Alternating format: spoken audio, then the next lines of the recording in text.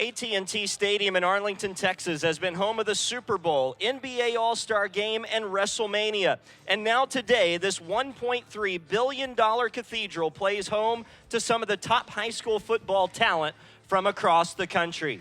Hello, everybody, and welcome inside AT&T Stadium alongside Mr. Fourth and Long himself, former Cowboy receiver Jesse Holley. I'm Ryan Castle. Happy New Year to you as we welcome you to yet another Class of 22 Blue-Gray All-American Bowl. Jesse, such a fun time as always. The last one of these that we did in December, a 35-27 win for the West. These things just keep getting better and better. Yeah, absolutely. And you get a chance for these athletes, these high school athletes, to come out here in this beautiful stadium that I had an opportunity to play in and play one of their last high school games and potentially earn themselves either a better scholarship or an opportunity to go to school and play football at the next level for free.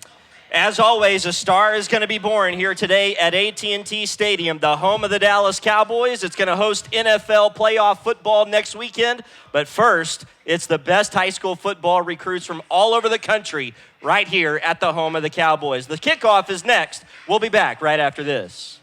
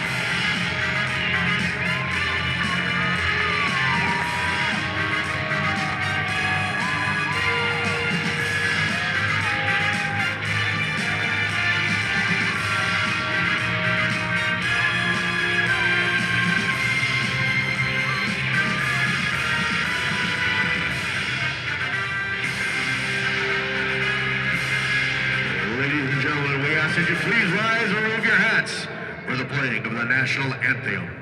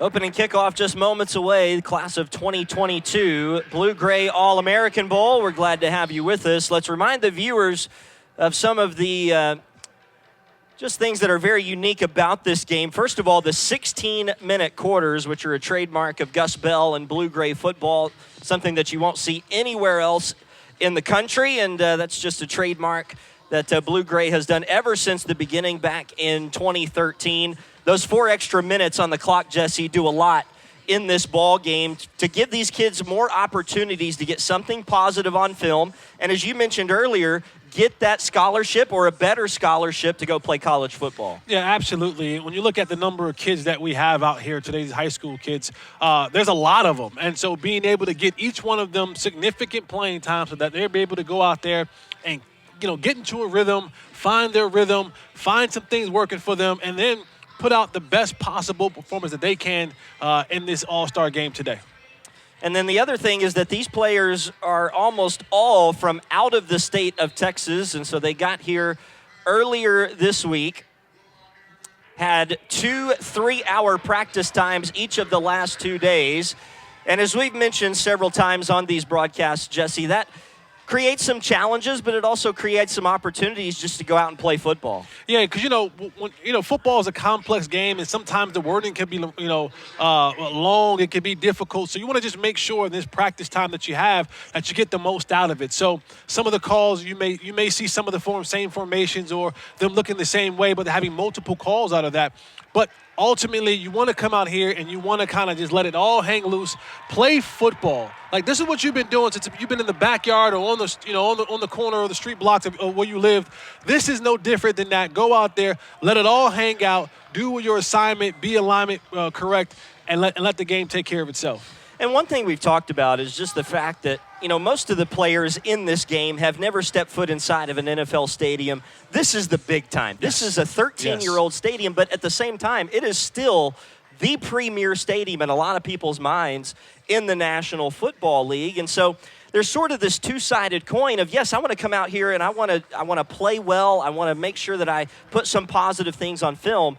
But on the other side of that, I also want to make sure that I really relish the moment and enjoy it today. Yeah, as someone who's played in this stadium, I understand the significance of it.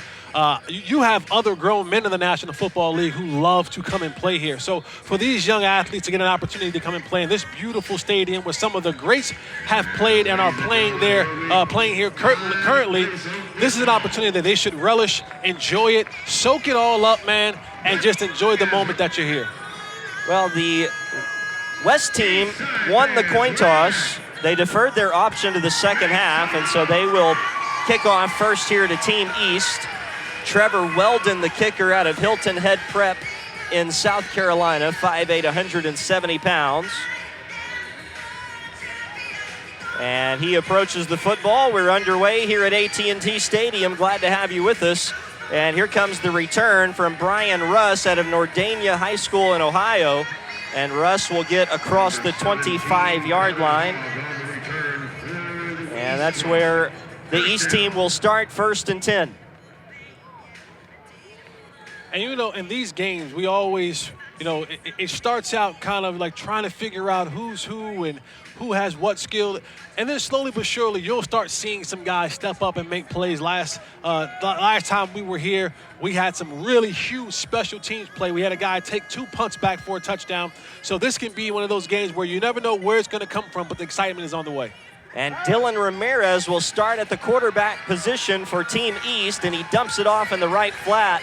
And a nice play on the first play from scrimmage for Team East. Catching that out of the backfield was Carl Lagone out of Otago Academy in Alabama. He's got 6 to 8 FBS offers, getting some major look from the Sun Belt Conference, and we saw his speed out in space there on first down. And this is what you call a long handoff. It's something where I'm still getting the running back the ball in the open space, but also I'm getting my quarterback a simple and easy completion.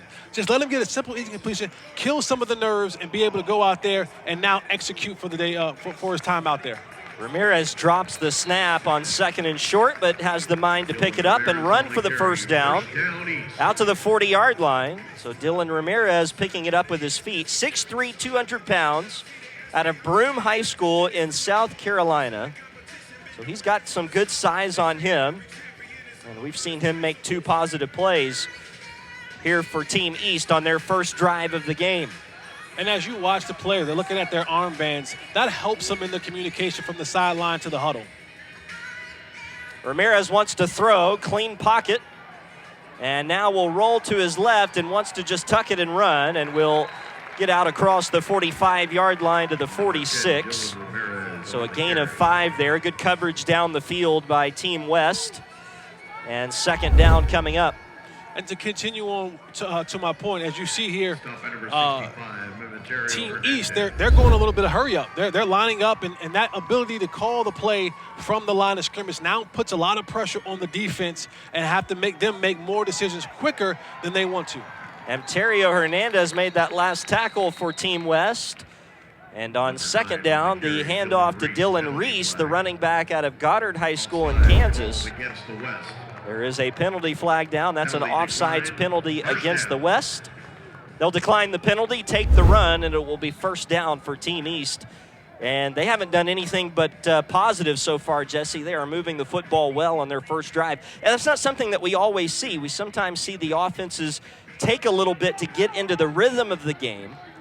But Dylan Ramirez doing a good job here on the first drive. And the handoff again here to Ligon. And Ligon around the right side into some space will get inside the 40. And Carl Ligon with a gain of 8 on that first down carry. And Carl shows good vision. He gets the ball. There's no hole there. I bounce outside. I try to find something. I stretch it, gets upfield, and gains positive yardage for Team East. 5'10", 170 pounds. We mentioned has between 6 and 8 offers. And on second down, Ramirez will pitch it to Ligon, who will have the first down to the Team West 35-yard line. And there's nothing really special about what Team East is doing right now. They're just coming right at you with some smash-mouth football and giving it to these two good running backs. Yeah, absolutely. But I do think this tempo offense that they're running, they're not allowing guys to kind of get set. They're dictating the pace of what they want to do, and is leaving Team West kind of on their heels on what we want to do defensively, how we get our calls in, how we line up, and how we're able to play fast and physical. Ramirez again with a little dump into the right flat. Good catch on a pass that was a little errant from Ramirez. Ligon with another catch out of the backfield, but this time he will lose a yard back to the 36-yard line. And, you know, to your point, Jesse, the pace right now giving Team West some problems. They just subbed out their entire defensive front to try to get some fresh legs in there. So we'll have to keep an eye on the pace that Team East has been able to go at. Usually in these games, the offenses will have to huddle. Here's Ligon with the carry, and he is upended just inside the 35 to the 33-yard line for a gain of 3. And third down and 8, the first third down for Team East on this drive. Now, the one thing about up-tempo offense, and you see it a lot of times in college, you see it some in the National Football League. But the thing people sometimes fail to realize is it's great for the skill guys, it's great for the running back, it's great for the quarterback. It's the big boys up front that kind of like, hey, coach, I don't mind walking to the huddle. I don't mind being in that huddle, you know, allowing me to catch my breath a little bit. So those big guys sometimes, they feel the ill effects of a hurry-up offense and maybe blow a block here and there because of fatigue. Ramirez rushing the throw there on 3rd and 8, intended for Trent Taylor. And you can see there that he threw it into a little bit of traffic. That pass broken up by Jaden Muhammad, the defensive back out of McAllen Memorial High School in Texas. He's here in Arlington this week with his twin brother, Jalen Muhammad. And we're going to have a field goal try from Mason Suber, the kicker out of Chapin High School in South Carolina. A 50-yarder from the right hash, and that one is going to be short and no good. They have also been off to the right, and so a nice job by the Team West defense to stand tall. They bent, but they did not break on that drive, and we remain scoreless with 12:45 to play in the first quarter.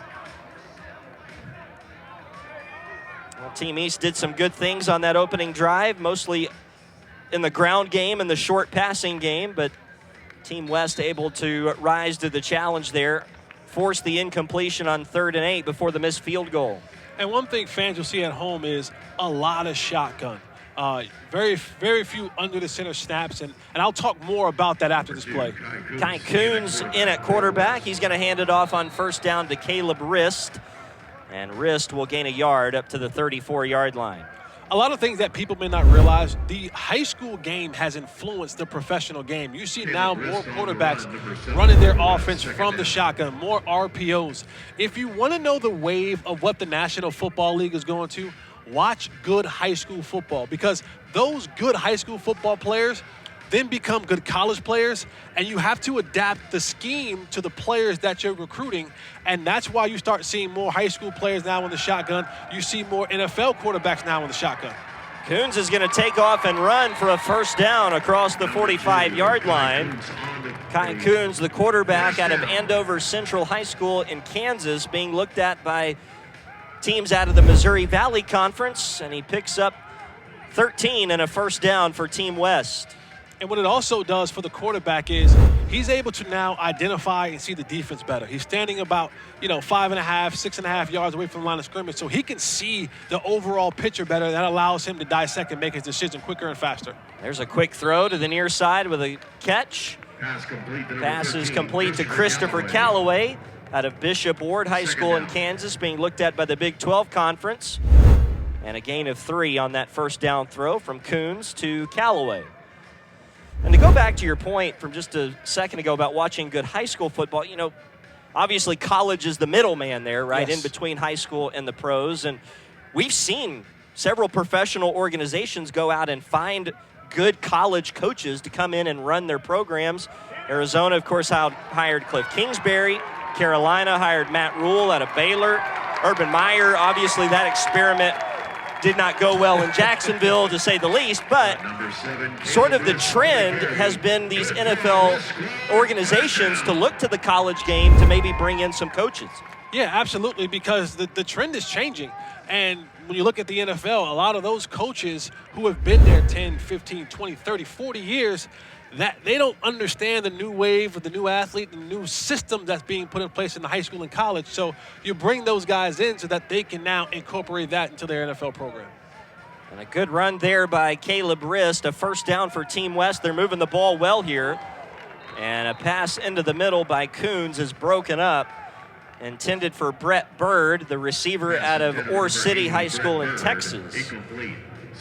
Incompletion will bring up second down and 10. And this is right around the area of the field that Team East had its first possession stall out. We'll see if Team West is able to persevere a little better here. Second and 10 at the Team East 38-yard line. And Coons again in the pistol. Rist, the running back, directly behind him. And he's going to hand to Caleb Rist, trying right up the middle behind the left guard. Gained maybe a half of a yard, and that's it. And now third down coming up for Team West. And we've seen this with Team East in their first possession. They were able to kind of move the ball methodically down the field. Now we see Team West do the same thing. But what you realize is once you get closer to that red zone, that 20 yards and in, things get a little bit tighter. Defenses buckle down just a little bit more. You don't have as much field to play with. So that's when your blocks and your precision and your accuracy comes into play, because of you lose that space to be able to do more things offensively. Big third down play here for Team West. Coons with a play fake, rolls out of the pocket, pointing downfield, and now will take off himself. And a nice inside move. Still on his feet inside the 20. Kai Coons keeps the drive alive and then some. A first down run to the Team East 13-yard line. We talk about things changing. The days of your stationary Peyton Mannings and your stationary Tom Brady's, those days are coming to an end. You have more, guys like Josh Allen. You have more guys like Kyler Murray, yeah, Lamar Jackson, who have that ability, yes, to throw the football from the pocket, but when things break down, to tuck it and go make plays and not slide or get out of bounds, but be able to maneuver and juke bigger defenders to gain more yards. And you saw that right there in that last play. That effectively just adds another skill player to the field when the quarterback can use his feet that way. Caleb Rist with the carry to the 10-yard line, going to be stood up there after a gain of 3. So now the question will become, can Team East stand tall the way that Team West did on their first drive as we come upon 9 minutes to play in the opening quarter. So Team far, West right, well within field goal range now. Sorry, Jesse. No, so far right now, Team West, if nothing else works for them, they've found themselves in a much better field goal position than having to kick a 50-yard field goal. And early in these games, you kind of want to just get some points on the board if you can. Yes, touchdowns are much better, but if you have to settle for 3 early on, those points matter at the end of the game. And they are giving a healthy dose of carries to Caleb Rist on this opening drive. The 5'10", 186-pound running back out of North Dakota. Gains about 3 more, so third down coming up here for Team West. And we'll see if they try to go to the air here. They've not thrown many passes on this drive, although they have had dropbacks. Coons has been taking off with his legs quite often and is going to throw the fade back corner of the end zone. That pass is fought for in the back corner of the end zone, and they're going to call it a touchdown. It was caught by Anthony Aguirre, the receiver out of Ferris High School in Washington. Pretty nice throw there by Coons on the back shoulder fade to the end zone. And the one thing that you see with Anthony Aguirre is his height, 6'4" receiver. And anytime you get down in the red zone and you have the opportunity to have a 6'4" receiver matched up on a 5'8", 5'9", 5'10" defensive back, you want to give them a chance. You want to give them a shot at going up there, throwing that football and saying, hey, let's go out here and make a play. So now the extra point by Trevor Weldon is up and good. Our first points at AT&T Stadium today. West goes right down the field and ends it with a touchdown pass to Anthony Aguirre. We're back to Arlington in a moment as we take another look at the 6'4" Aguirre go over the top for the touchdown.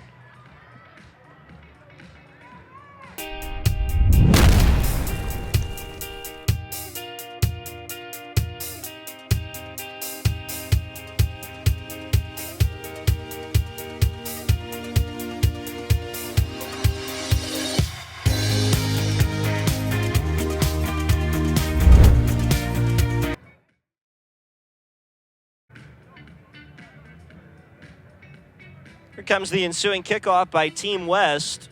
Really impressive opening drive for Coach Seneca Wallace's team.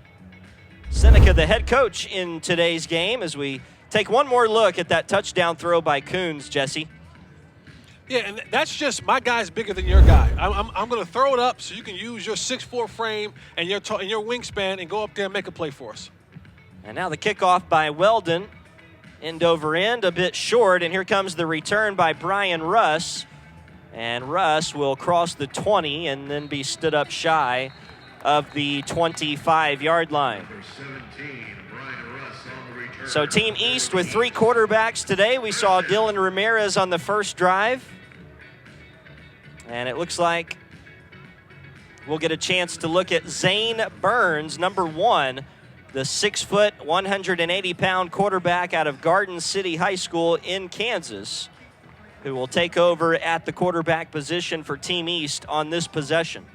And that's something else that you also see. You know, there was a time where if you weren't 6'3", 6'5", 6'6" quarterback, that wasn't a position for you to play.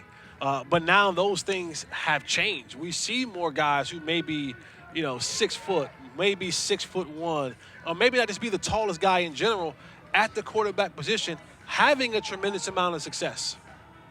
On first down, Team East will hand it off.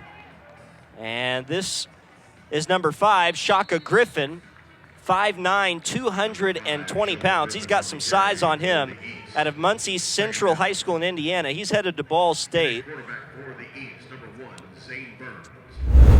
And as we take another look at Griffin's first carry of the game, he's going to be a tough guy to get down all afternoon long for Team West. He's definitely going to be what we call making a business decision, tackling him all game long, because he's going to be somebody who's thick, powerful, low to the ground, and bringing a load every time he runs the ball. And a handoff on second down. Should be good enough for a first down. Willis Jackson out of Lakeside High School in Alabama up to the 36-yard line, and that will be good enough for a first down for Team East. Great point of attack blocking there up front by Team East. They've got Teron Williams, an ACC target out of North Carolina, played at South Mecklenburg High School. 6'8", 330 pounds, playing left tackle right now for Team East. Did you say 330 pounds? Yes, sir, I did. Ooh. I had to look at it again a second time myself. Here's a throw into the right flats for Griffin, and Griffin will not make it back to the line of scrimmage. Good pursuit by the Team West defense. He's already first team all grocery bill. That's one of those guys right there that, I'm glad I'm not his mother or father. I have to pick up that grocery bill. 330 pounds. I mean, you hear the time he walks in the door, all you hear is that refrigerator open and close. You guys think, kid, I just fed you. Well, I'm hungry again, Ma. I just, there is no moms making pizza bagels. It's mom making pot roast. It's mom making an oven roaster, because 6'8", 330 pounds, that boy can eat. Back to throw on second down is Burns across the middle, and that pass incomplete, intended for Abdul Adams out of Bartram High School in Pennsylvania. He's got some good size as a receiver, 6'4", 180. And third down and long coming up here for Team East. And this becomes difficult for you offensively, and I don't care what level you play on, but when you find yourself on these third and basically almost unmanageable situations, 17 yards, there aren't really many plays in the playbook that you're supposed to go out there and, get 17 yards on third down. So, Team East has to be better in the early down so they don't find themselves in this type of situation with the long third down. Burns will throw to the left side here. This pass is caught, but again, good pursuit by the Team West defense. Making the catch was Warren Kinney out of Brooklyn Center High School in Minnesota, but he is well short of the first down. And, I'm not sure, Jesse, is it the protection that usually just makes it difficult in these games to pick up a 3rd and 17? I mean, in order to be able to do that, right, your receivers have to get 17 yards down the field. And a lot of the times we see really good defensive linemen in these games that are able to get after the quarterback. Yeah, it doesn't matter what level you're on. 3rd and 17 is a very difficult down. It just is. It's just, the defense knows that you can't do much but go deep, so they kind of set their defense to that. And so now you have to go and try your best to make a play. That is a great punt by Braden Stiles, and can Team East get down there and kill it? Yes, they will inside the 1 yard. Oh, no, they're going to call it a touchback. It looked like the official was about to mark it inside the 1 yard line. It was marked inside the 1 yard line. Wow, what a punt. And then the coverage down the field by Team East to get there and down that ball essentially at the 1 inch line. Braden Stiles, the punter for Team East, out of River Bluff High School in South Carolina, just unleashed one of the better punts we'll see. And that was a mistake also by the return man for Team West to let that ball bounce and go by him. That ball bounced at about the 20-yard line. And we talk all the time about special teams. And a lot, it's not the most glamorized position or position group that you want to play, but it has an impact on this game. That's a great punt coverage, and now Team West has to start from the 1 yard line. And they're going to hand off just to try to get some breathing room. And the carry out to about the 4. Antoine Jackson, the new quarterback now for Team West. He's out of Douglas County High School in Colorado. Check. Big Sky Conference target. Antoine Jackson. Correction, number 10 is James Thomas for the West. So 2nd down and 7. Team West at its own 4 yard line after the great punt by Braden Stiles. Jackson in the pistol will turn and hand it off again. James Thomas on the carry. Ball comes out. Team East is screaming like they have it, but the refs call it down. Well, that would have been a huge play early in this game. Team West in front right now with 9:13 to play in the first quarter. As we take another look, ball did come out. Looked like his elbow might have been down. Team West fortunate to retain the possession here, looking at a pretty important 3rd and 5. Just trying to get some field position back. And Jackson in the pistol is going to roll to his right. He wants to throw. Has a man. The pass is caught, but it's well short of a first down. Nicholas Cazares made the catch, but he is tackled immediately out in space by Team East. Well done defensively there by Ken Stills and his team. Boy, really nice wrap up in the open field right there, Jesse, as the tackle was made by Jabyron Hollis.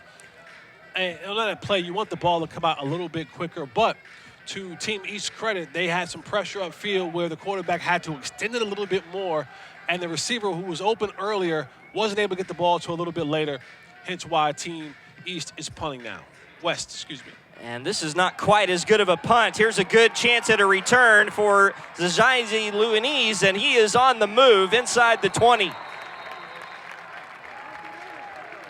And the thing about special teams, we call it hidden yardage. It's the yardage that doesn't come up on the stat sheet. It's when you're able to punt the ball and flip the field to the 1 yard line and then play solid defense. And now when they have to punt the ball, even if they got a good punt off, the ball would have gotten to the 50 and a 10-yard return now puts it at the 40. If I can start my offense plus 40 every single time, I like my opportunity of going in and scoring points and possibly winning that football game. The field was flipped, and now when you look at it, the ball is now spotted at the 18-yard line, plus 18 going in for Team East. That's great field position, and now you set yourself up for at least a field goal, if not a touchdown. And it's going to be Scott Keene in at the quarterback position for Team East.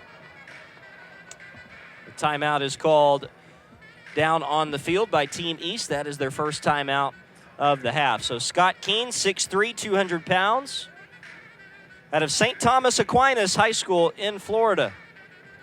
And let's go downstairs right now to the third member of our broadcast team, Sarah Donahue, who's down on the field. Alrighty, guys, we are here at the Blue-Gray All-American game. I am here with Devin. He is an offensive tackle for the blue team. Devin, what's it like been this weekend and having NFL veterans as a coach, and what have you learned from this experience? It's been a fun experience. I've been having fun. I've been learning a lot of new stuff, so yeah, it's a lot of fun. That's awesome. What stood out? So you are a Michigan State commit, and you are from Michigan. What's it been like being an in-state kid from Michigan and being able to represent Michigan as a home state? Oh, it's awesome. I actually love it. What's it like for you and your family being from Michigan? And is your family, do they support the decision that you went in-state, or did they want you to go out of state? It really didn't matter. As long as I was happy, they good. So they gonna follow my footsteps. And how does it feel having your family here and they're supporting you throughout this awesome experience? It's awesome. I'm gonna remember it forever. Awesome. Back to you guys. All right, Sarah, thanks very much. Down there with Devin Runnels, the Michigan State commit, going to play for Mel Tucker and the Spartans. Team East has had quite the dramatic series here. You saw that catch and then the great hit that lodged the ball free, and then the recovery by Cooper Freshwater, number 11. And now it is third down and about 4.5 to go for Team East, trying to cash in this great field position that was afforded to them because of a couple of punts that went their way. You know, back to your comment, Jesse, about hidden yardage. If Team East scores a touchdown here to tie the game with the extra point, the game will be tied, but total yardage offensively will be totally skewed towards Team West. That's that hidden yardage that you talked about that doesn't really show up on stats that people really look at, but it does make a big difference in the football game. Absolutely, and coaches, especially special team coaches, they always look at that and saying, how can we have a huge impact on the game, by flipping the field? Because that yardage is so important and it's so key because you're fighting for every blade of grass out here on the football field. And when you get a chance to put a team backed up or to give your offense plus territory, you've done your job tremendously. Devin Lukes got that last carry for Team East, and a nice tackle made immediately by Ramon Huerta. Second down. Second and goal here for Team East, trying to tie the game as we come upon 7 minutes to play in the opening quarter. Scott Keene at the quarterback position. And that just didn't ever quite pan out the way that Team East wanted it to. We've got a penalty flag down on the far side. This is my favorite call in sports when it's everyone's offside but the center. I love that call. This is the best call ever. It was when because now who's wrong? Is the center wrong or is everyone else wrong? It's just comical. It's just always funny to me. The officials are trying to answer that very question right now down on the field. The play was blown dead, so you don't have to worry about who recovered it. And look at this. It's an offsides penalty against the defense. Side called against them. So I guess the center wasn't wrong. No, he was actually right. He jumped and the center snapped it. That's what you want him to do. Give yourself an opportunity for a free Still play. second down. Problem was he snapped it into his butt, not back to the quarterback. Well, a heads-up play there. And now Team East going back to throw. Keene out to the left flat. Incomplete. Intended right there for Devin Lukes. Lukes, the running back out of Clarksville High School in Indiana. And as we take another look, you see that pass just out in front of him a little bit. So third and goal. A 4-point play here for Team East. Keene, the quarterback, in the gun. We'll give it to Lukes behind the right guard, and he won't get there. He'll be brought down at the 1-yard line. Devin Lukes on the carry. And now a decision for Ken Stills and Rodney Beasley. Fourth and goal. And what they want to do on fourth and goal from the 2-yard line. It looks like they will mark the ball maybe at about the 1.5. They're going to go for it.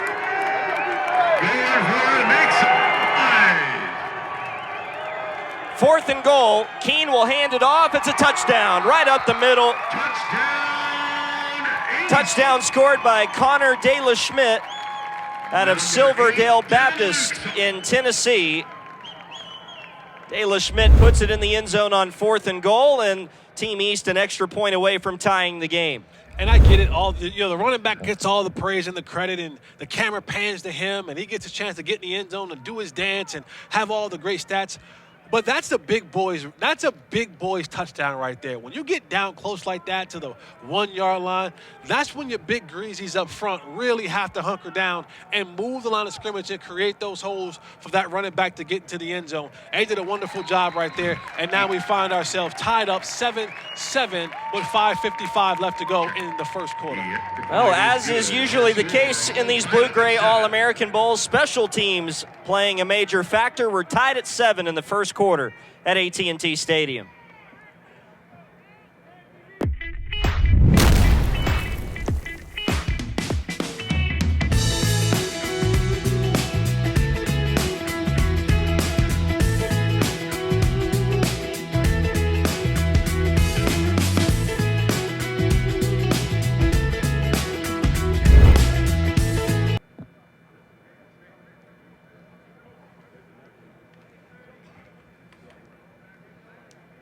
It's like louder than normal. Yeah. We're back here in Arlington with 5:55 remaining in the first quarter. We're tied at 7. And Team East using special teams to their advantage. A great punt by Braden Stiles to down Team West inside the 1-yard line. Team West goes 3 and out. And then a great return by Team East to the 18-yard line. They go the 18 yards for the touchdown, capped off on 4th and 1 by Connor De La Schmidt. And we are tied at 7 here in the class of 22. Blue-Gray All-American Bowl, the second of 3 of these games. And here's the return by Sean Conway, 1 yard deep out of the end zone, and Conway will get back to about the 20. So good coverage down the field. You see a guy like Conway, he has the lime green cleats and the lime green socks and the lime green gloves, you just think to yourself, all right, a lot of lime green in there, man. I need to see something special before the end of the day. My eyes are on you. You wore the eyes on you colors, so now I need to see some eyes on you plays from back there, punt or kickoff or something like that. I need to see one of those plays be made. Conway doing a better job there on the return. He let the punt go by him earlier that was eventually downed inside the 1 yard line by Team East. So Antoine Jackson back in as the quarterback for Team West. He lost the ball there, able to recover it himself, but is going to be tackled in the backfield for a loss. And Team West has not been able to get out of its own way in their last 2 drives. And this is when you're as a, offensive coordinator or head coach or whoever that is, you're trying to find some rhythm. Your groups are changing every time you go out, so you got to revamp and relook at who's out there, what can they do, what can't they do, what are their strengths, and just try to put them in the very best position possible to be successful, and that starts with QB1. Jackson with a play fake, back to throw, escapes out of some pressure, pointing downfield, and is just going to run it himself, and is rudely escorted out of bounds at about the 24-yard line. So 3rd down coming up and about 7 to go for Team West. As Jackson was just trying to get out of the pocket. Nobody open downfield. Both teams have covered well. As we've got just over 5 minutes remaining in this first quarter at AT&T Stadium, home of the Dallas Cowboys. Cowboys will host the 49ers. The NFC Super Wild Card round next week. That's right. We're in the year 2022, not 1995. There's a throw out into the left flats. Pass is caught. Lots of work to get the first down, and they're not going to get there. Team East is going to force another 3 and out. That pass was caught by Nicholas Cazares, but just no chance for him to get to the first down marker. James Thomas, I beg your pardon, the running back making that catch out of the backfield. And so Ryan Kingston, the punter out of Riley High School in Indiana. Oh, his knee might have been down. Yeah, it was. A low snap. And the punter's knee was down. They're going to mark this inside the 15-yard line. Special teams, special teams, special teams. And that's a rule that you see in the high school and college level of when that knee goes down, or that body part, but specifically that knee, when it goes down, it doesn't matter trying to pick up the ball. That's where what the play now is blown dead. And just what an unfortunate situation. Low snap, knee was down when he caught it, and now you basically turn the ball over and giving Team East the ball right back in the red zone territory on the 12-yard line. So a chance here for Team East to grab its first lead of the game. Dylan Ramirez will be the quarterback again. And they're going to run an end around, a little trick play here to Carlo Ligon. Ligon to the 5, slips inside to about the 2 before he stood up. But a penalty flag comes in on the far sideline at about the 15-yard line.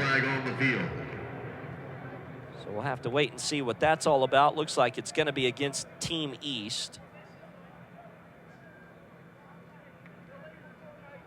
Illegal formation against Team East, so they didn't have enough guys on the line of scrimmage, evidently. But, even though that play's not going to stand, Jesse, we still see the athleticism from Carl Ligon, the running back out of Alabama. He has been impressive so far, getting out to the edge. Yeah, he's one of those scat back types where he has the speed, and not only the speed, but the ability to be shifty and quick.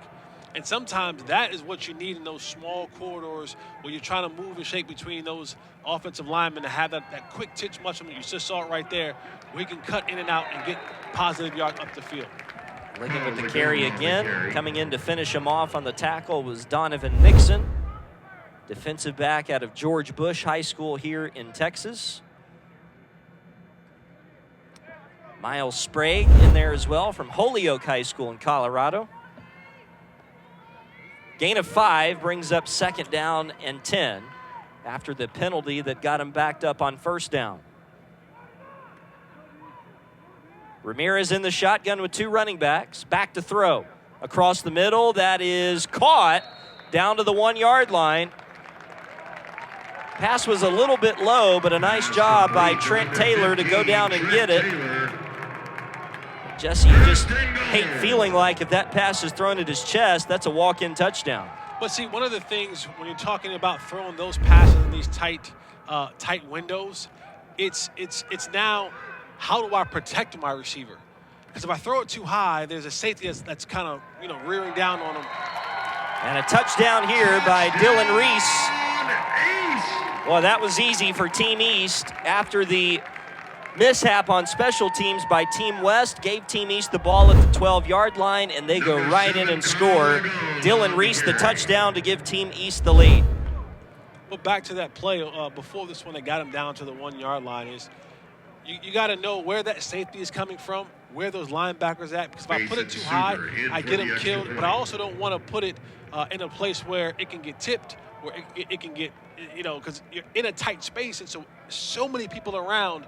When that tip drill happens, there's more guys who can get to the football. So sometimes, and you used to see it a lot when Tom Brady was in New England, he would throw those balls to Wes Welker and to Gronk, and they'll be low, and they'll be like quick, low throws right there, and they just catch it and fall down and try to roll forward.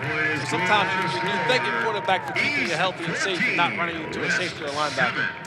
The extra point is good, and Team East in front for the first time today with 3:45 to play in the first quarter. 14-7 East on top.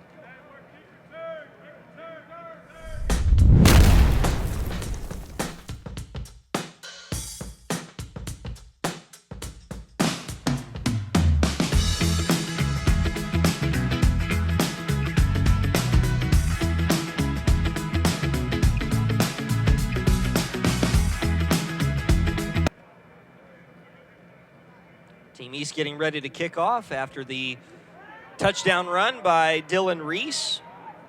2 1-yard runs accounting for the touchdowns so far for the East team. Both of them have been set up by special teams mishaps by Team West. And here comes the ensuing kickoff from Mason Suber. Low end-over-end kick and a chance to return from the 5-yard line. Here comes Donovan Nixon. And Nixon will be spun down out across the 30-yard line. Good return for the kick returner out of George Bush High School in Texas. And this is a guy who's not afraid of contact. He was the one who created that fumble that they ended up getting back, but he came up from that cornerback position and laid a hit on the running back, dislodging the ball up into the air. They just so happened to recover it, but this is a physical football player. He doesn't mind sticking his head in there and getting a little physical with the opposing offense. So here comes Team West, trailing for the first time in the game, and Kate Kuntz will be the quarterback once again. Bryson Ryan in at the running back for the first time today, along with Xyrian Daniels, and Daniels will get the call here on first down.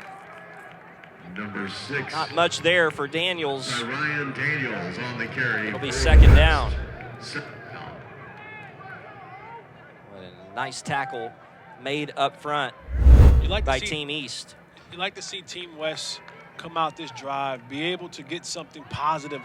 And, you always want to score touchdowns, right? You always want to put points on the board. But what you want to get your offense on the other side of the 50 so that you can flip the field, so that Team East doesn't have these short fields to work with if you have to punt it.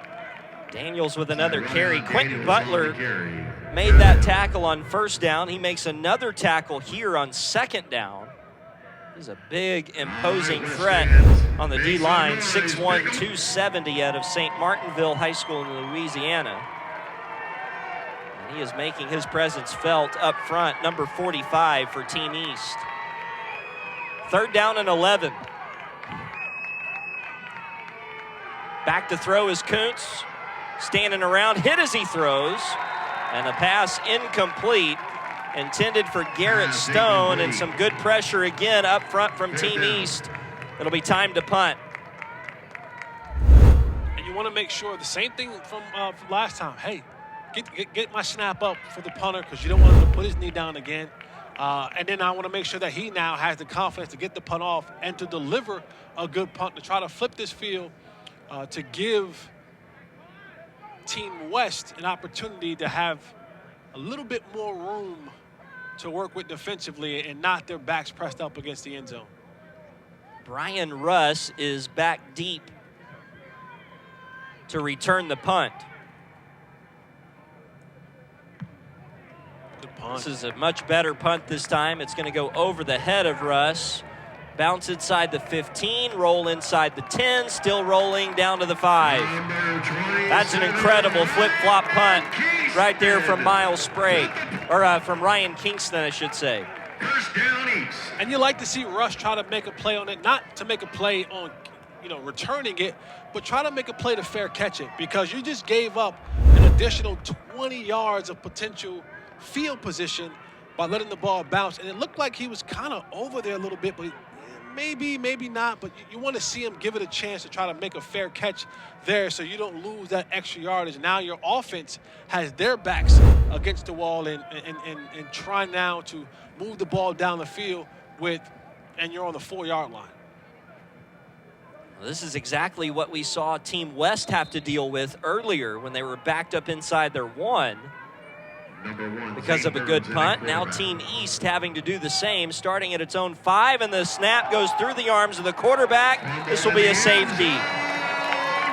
That right there is the exclamation point of why special teams is so important, especially in a game like this. That punt by Ryan Kingston down at the 5-yard line leads to 2 points. 14 for the East. And that was a good job by the quarterback, Zane Burns, to recover that. Otherwise, it would have been a touchdown. And the hidden play that no one will talk about, it won't come up on Sports Center, it won't come up in the highlight reels, it won't be on someone's highlight tape and huddle, but it'll be the fact that the ball rolled from the 19-yard line down to the 4-yard line. Because if the ball's at the 19-yard line and that happens, he recovers it, and it's just it's an 8-yard loss, but you still have possession.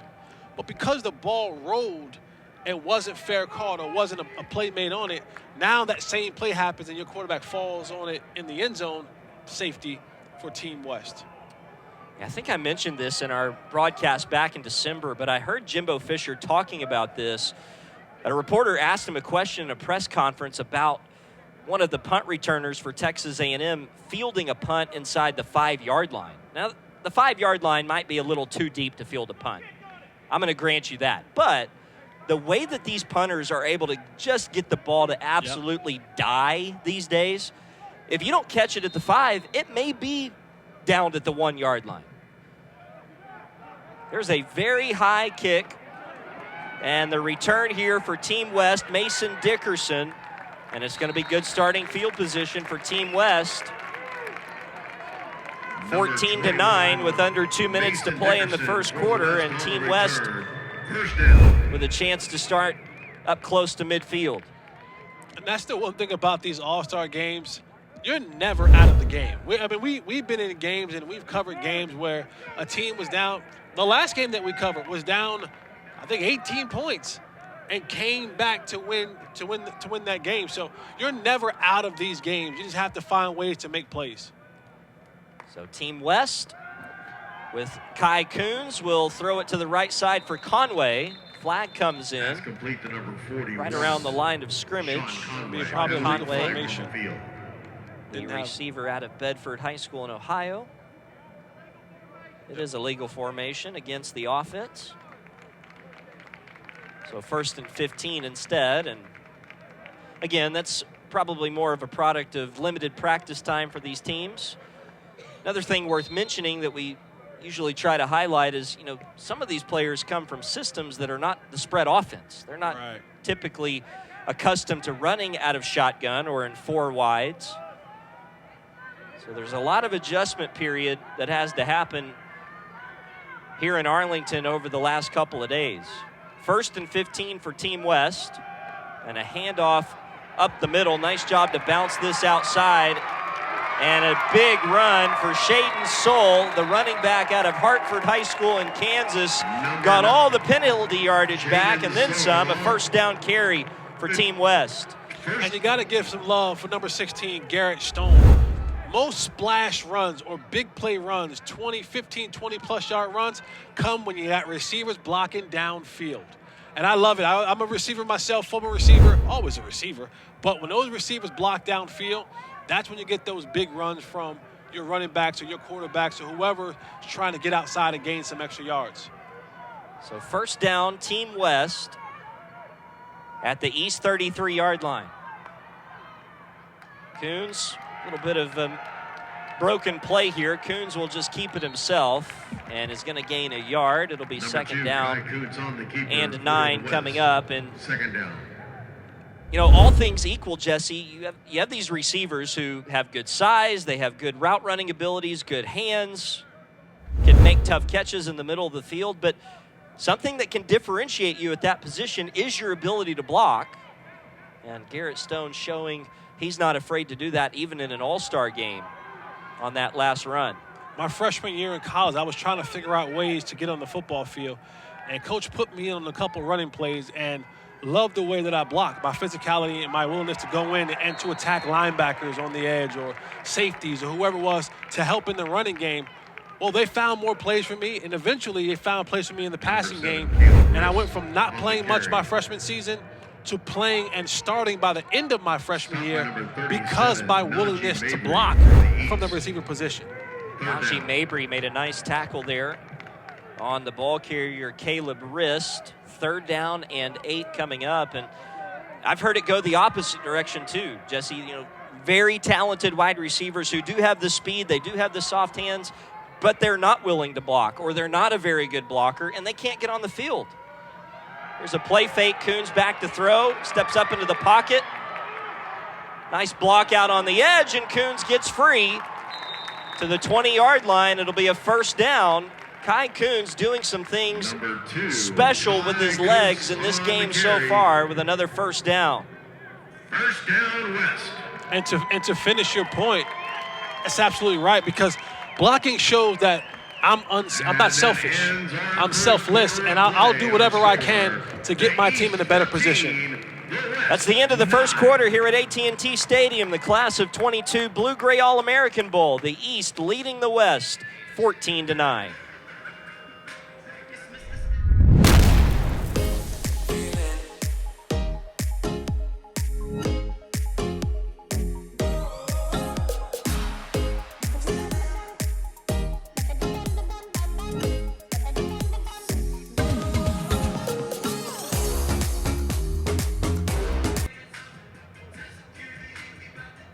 Back in Arlington alongside Jesse Hawley, I'm Ryan Castle, Sarah Donahue downstairs.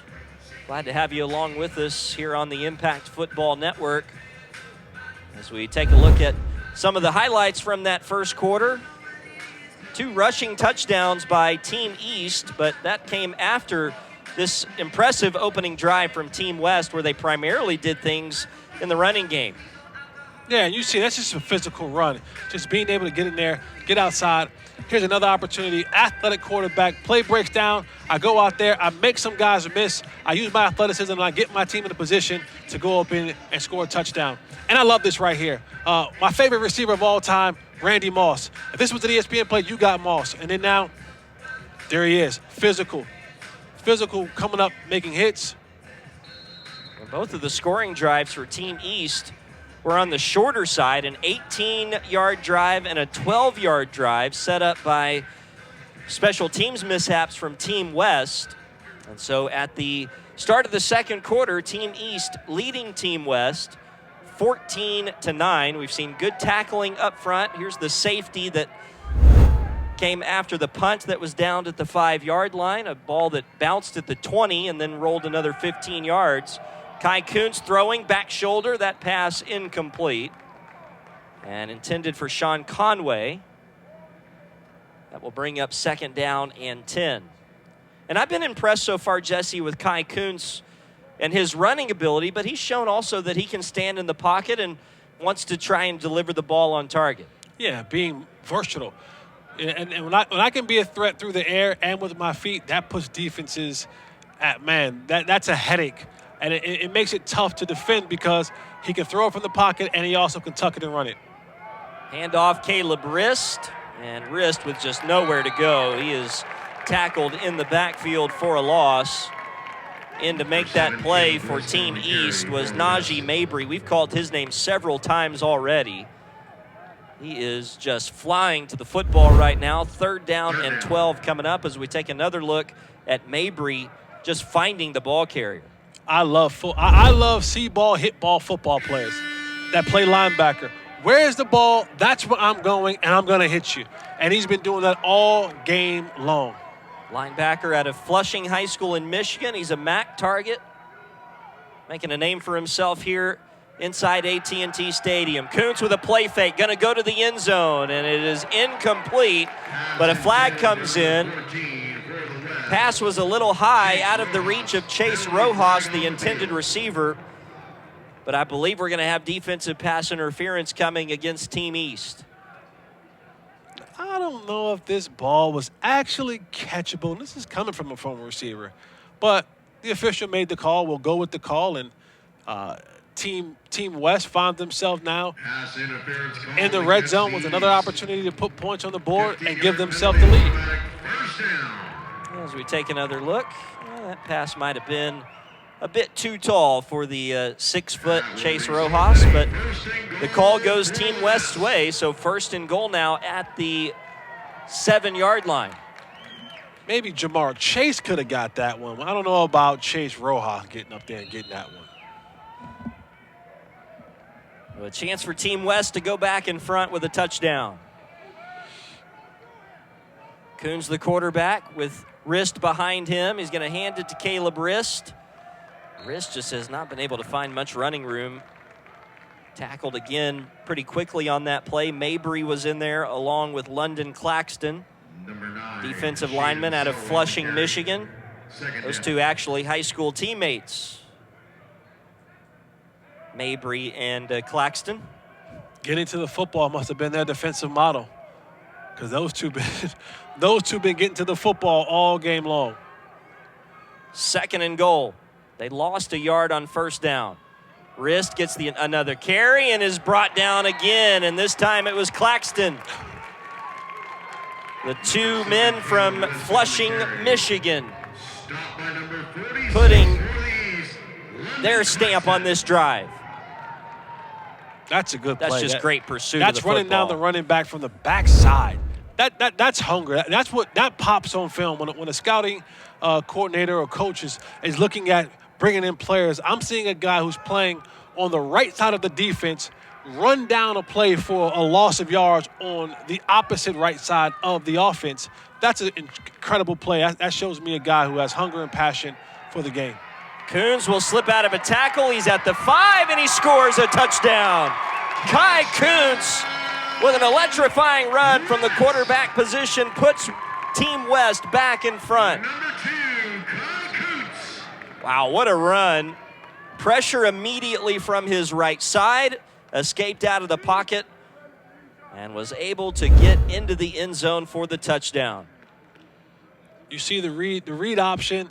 He reads the defensive end. They get pressure up front. He makes the first guy miss. And then it's all, I'm just going to use my athleticism, my speed, what God has given me, and beat you to the corner. And he does for his 2nd touchdown of the day. One passing, one running, one passing. And Trevor Weldon with the extra point to put Team West out in front by 2, 16-14 with 13:40 remaining here in the 2nd quarter. Team West back in front. Kai Kuntz with a touchdown run.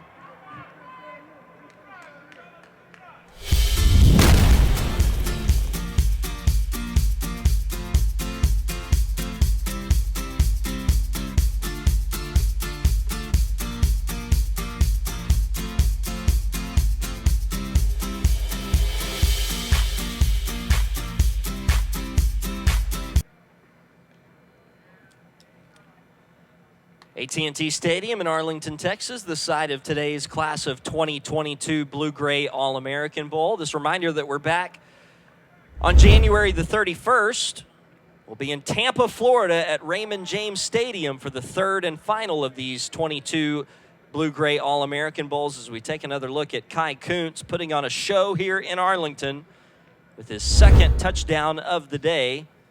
He had a passing touchdown earlier to Anthony Aguirre. This time he takes it in himself from 8 yards out to put Team West back in front. And now the kickoff and the return from Brian Russ of Team East up the middle to the 20 and to the 25-yard line. Number 17 for the East, Brian Russ on the return, first down. So now Team East trying to answer.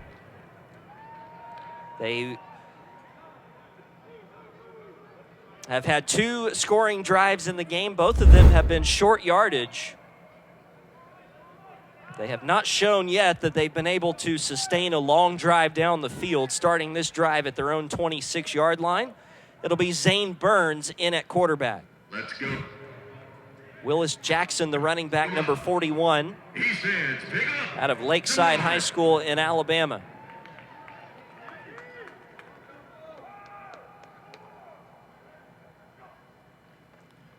And they're going to run an end around, trying to get outside. This is Warren Kinney. It'll technically go as a running play, and Kinney will get up to the 32-yard line. Gain of 6. What I loved about that was the discipline from Team West. Everybody staying home. Defensive end gets upfield. Maybe could have stayed a little bit more outside, but nobody being fooled for the most part on that reverse. Nope, weren't sucked in, running the opposite way, and that corner was wide open. That's a good job by Team West to taking a play that could have been a really big play and holding it to 5 yards. And now the handoff to Shaka Griffin. Shaka will be brought down after a gain of about 2 up to the 34-yard line. So 3rd and 2 coming up for Team East. And if you're the defensive coordinator for the West team, Victor Butler, you know, looking across the way at Ken Stills and Rodney Beasley, you're going to see some kind of trick play at some point. You got to be ready for it, and they were on that previous play. And a lot of times, it's just about being disciplined. If you do what you're supposed to do, if I'm a defensive end and I go up the field, keep my outside arm free like I'm supposed to, then I'm in good position. If I'm a cornerback, if I have nothing, I get back inside and look for work, then I'm in good position. It's when you get out of position and out of alignment is when bad things happen to you on those trick plays. Willis Jackson with a nice run on 3rd and 2. We'll pick up a first down for Team East. First down. Out across the 40-yard line as you take a look at the big hole provided for Jackson by the offensive line. On the right side of that offensive line right now, Anthony Garcia out of Far San Juan Alamo North High School, and Barry Duff out of Indiana being looked at by Missouri Valley Conference schools.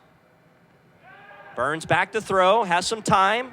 He's going to take off and run it himself, and crosses the 50 into Team West territory to the 48-yard line, and a gain of 8 for Zane Burns with his legs.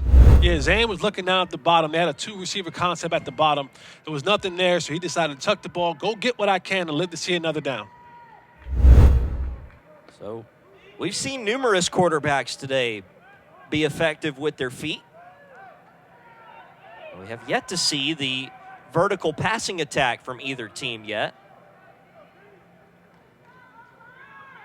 2nd down and 2. Ball just below the blue star here at AT&T Stadium. Handoff, Griffin right up the middle. The big fella will rumble his way for a first down inside the West 40. Griffin, 5'9", 220, headed to Ball State out of Muncie Central High School in Indiana.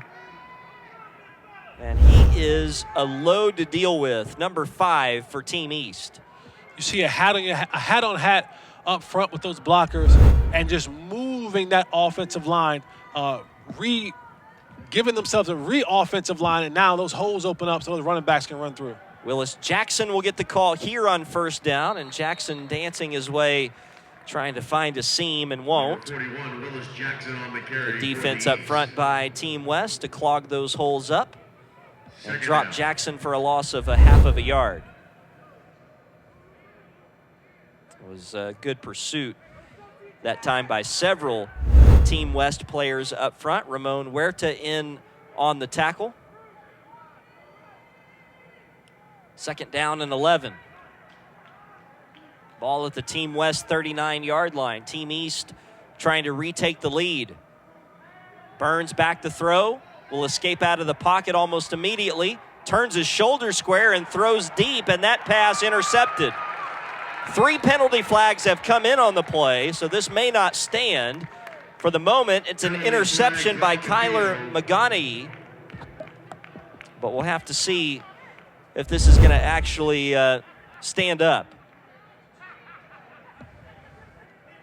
I don't think it is. The pass was intended for Abdul Adams, and Adams got totally trucked. Yeah, I'm all about physical defense, but you can't tackle a guy before he gets the football.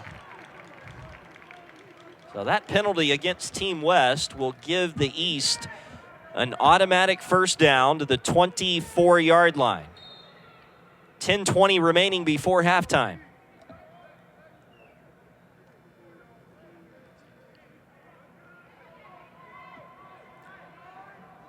Zane Burns controlling the offense right now. In there at running back, Griffin and Jackson. It'll be Jackson here on 1st down from the 24. And Jackson will get to about the 20. Willis Jackson, the running back out of Lakeside High School in Alabama. 5'10", 190 pounds. And a good block thrown there by Griffin.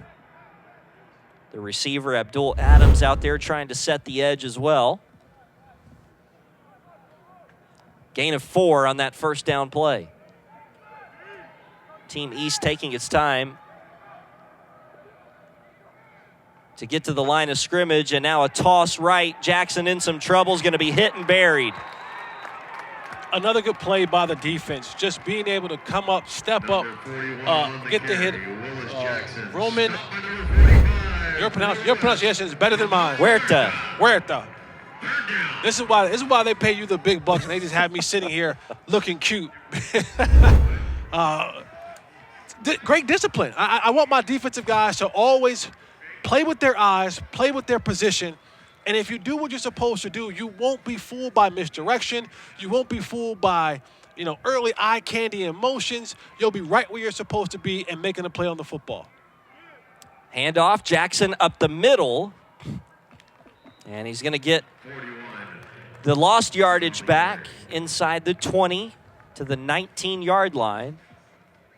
Interesting call there on 3rd down. They basically play for the field goal, and that's what they'll try to do here as they try to retake the lead with a field goal try. So here is Mason Suber, 5'11" kicker out of Chapin High School in South Carolina. He will kick out of the hold of Braden Stiles, the punter.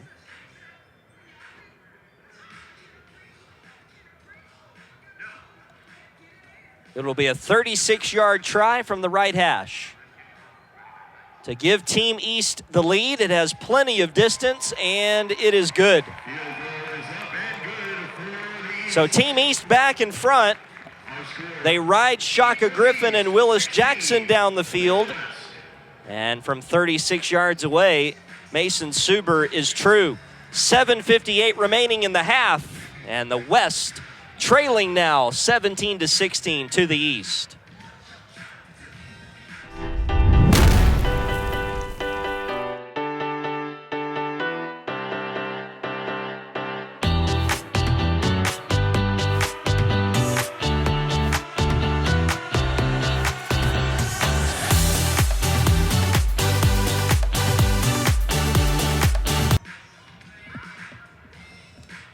Take a look down on the Team West sideline.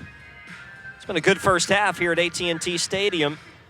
The East back in front with the field goal, 36 yards from Mason Suber, the kicker out of South Carolina. 17-16.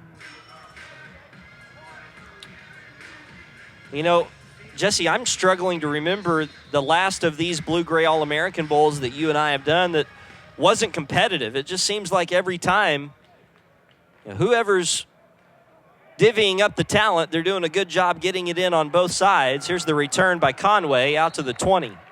Hey, that's a credit to this game in general, is that these kids come from all over the country. You read the names off. This kid's from Colorado. This kid's from Oklahoma. This kid's from Arizona. This kid's from Texas. This kid's from New Jersey. This kid's from Tennessee. I mean, they're Ohio. I mean, they're coming from everywhere, Pennsylvania. And so that just shows you the level of talent of high school football today. And when you're able to put them into a situation like this, where you're having the best of the best play together in this setting, you're going to get competitive football games, because that's just where we're at in high school football today. So Antoine Jackson back to work for Team West as the quarterback. Will throw on first down, and a pass complete to Callaway. Christopher Galloway with a first down as he spun his way to the outside and crossed, well, did they call him out of bounds?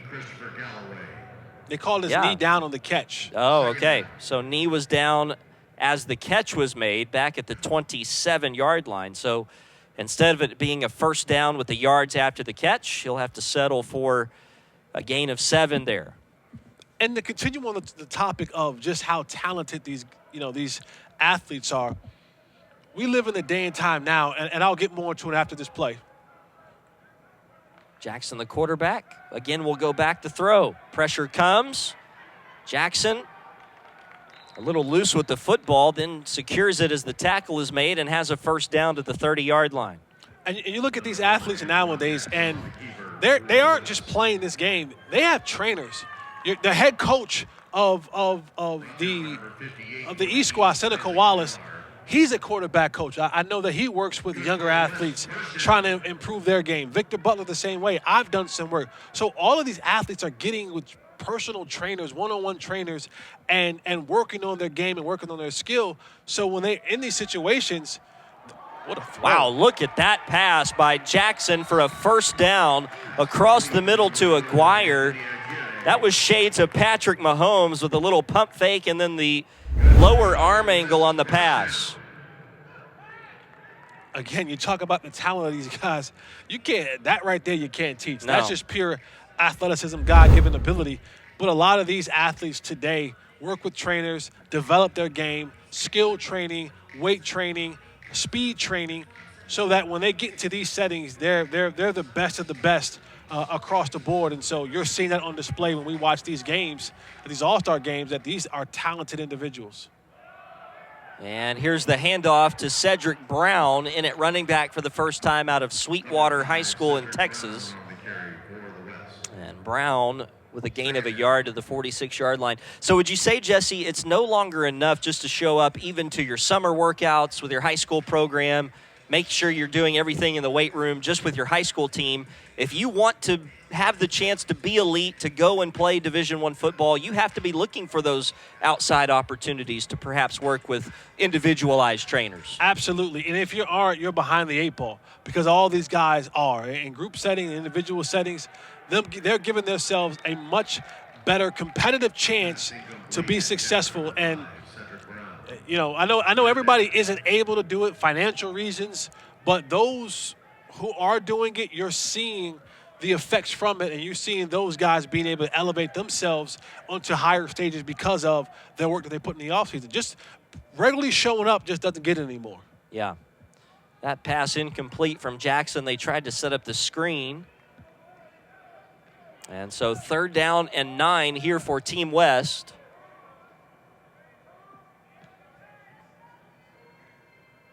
Jackson in the gun with 2 running backs. Going to go back to throw, pumps to the flat, steps up, and is going to run it himself and has a first down into East Territory, crosses the 45-yard line to the 43. Boy, that's another nice job there by Antoine Jackson, 6'1", 190 pounds, from Douglas County High School in Colorado, and he can really run with his feet. And these quarterbacks, they understand that now.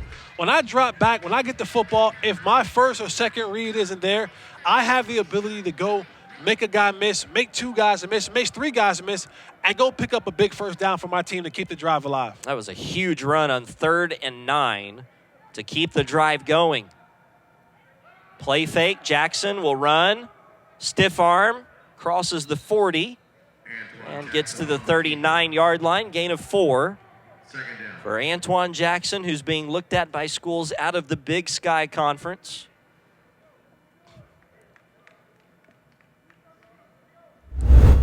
And so it will be 2nd down and 6 coming up. And you see there, Jackson doing that with just about no blocking. Tackle was eventually made by Isaac Jarre. And, that was Antoine Jackson just taking things upon himself. Turns and hands off here. This is Cedric Brown, and Brown will get inside the 35. Going to be close to a first down, should have enough to move the chains, and he does. So Cedric Brown from Sweetwater. Good center of gravity, got his shoulders squared up well, and picked up the first down for Team West. Yeah, when you have those stretch runs, those running backs, they're just trying to buy their time. They're widening as they're looking for that hole, and once that hole opens up, it may not always be a big hole, but you get through it and you get what you can, and they got a first down on that play. Jackson with a deep drop, screen right, Brown catch, and he's going to go down in the backfield. Good pursuit made there by Team East. Marcus Foster, the linebacker from Raytown South High School in Missouri, one of the first guys there. When you watch this play, the thing about a good screen is being able to catch the ball in a relatively close place to my offensive line. If we're too far apart and 9 out of 10 he has 1 or 2 guys coming, he probably can't make that block or sustain that block. I like to get the ball early to the running back so that he can square up the field, turn up the field, and now play off of those blocks of his big boys up front. Just over 5 minutes remaining here in the first half. 17-16, Team East with the lead. And here's a completed pass by Jackson on the near sideline in front of the West bench. Pass caught by Christopher Galloway, his 3rd catch. And Galloway very close to a first down, going to bring up 3rd and 1. And Galloway does a nice job. After that catch is made, Jesse, he's got his back to the defenders, but he gets out of that. He turns to the sideline and starts running upfield for extra yardage. Little yak yard love right there by your receiver. Throw it short, allow him to use his ability to go get a few more yards. And now we'll creep it into another red zone appearance for Team West. Jackson in the pistol. Play fake. They're going to go deep towards the end zone, and it's incomplete. Lots of contact. Might have been some holding going on. Aguirre, the intended receiver, but no penalty flag. It's going to be it's going to be 4th and 1. They went deep there on 3rd and 1, and good coverage provided there by Jaron Washington out of Smith Cotton High School in Missouri. Man, I watched the game here on Thanksgiving, Cowboys versus the Vegas Raiders, and that right there was a pass interference all day, every day in that game. I don't know how they didn't call it in this game. All right, let's go downstairs right now to Sarah Donahue, our 3rd member of our broadcast team. I didn't want to Alrighty, y'all, we're back here. With Carl Liggins. He is the running back for the blue team here at the All-American game. Carl, you have 11 offers already. Are you expecting to get more offers as this game ends? Definitely. That was my point to come to the game, to definitely get exposure and show everybody what I have. Awesome. You guys are doing great. What's it like this weekend having NFL veterans as your coaching? It's different. It's very high intense. It's very good intensity, and everything 100% all the time. So what is one thing that you're going to take away from this experience? The best thing I'm going to take is what Coach said. The players don't know. He said, players make plays. The players don't make the player. There you go. All right. Good luck with your future endeavors, and back to you guys. Yes, ma'am. All right, Sarah, thanks. Yep, players make plays. Carl Liggins been doing that so far, running back for Team East. 4th and 1, and Antoine Jackson staying in there as the quarterback. Will hand it off to Cedric Brown, and this is going to depend on the spot. Number 5, Cedric Brown on the The officials come in and talk about it.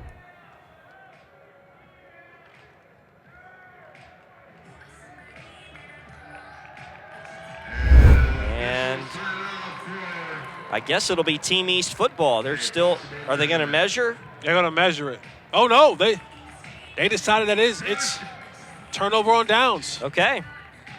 Well, the Team East defense does the job there.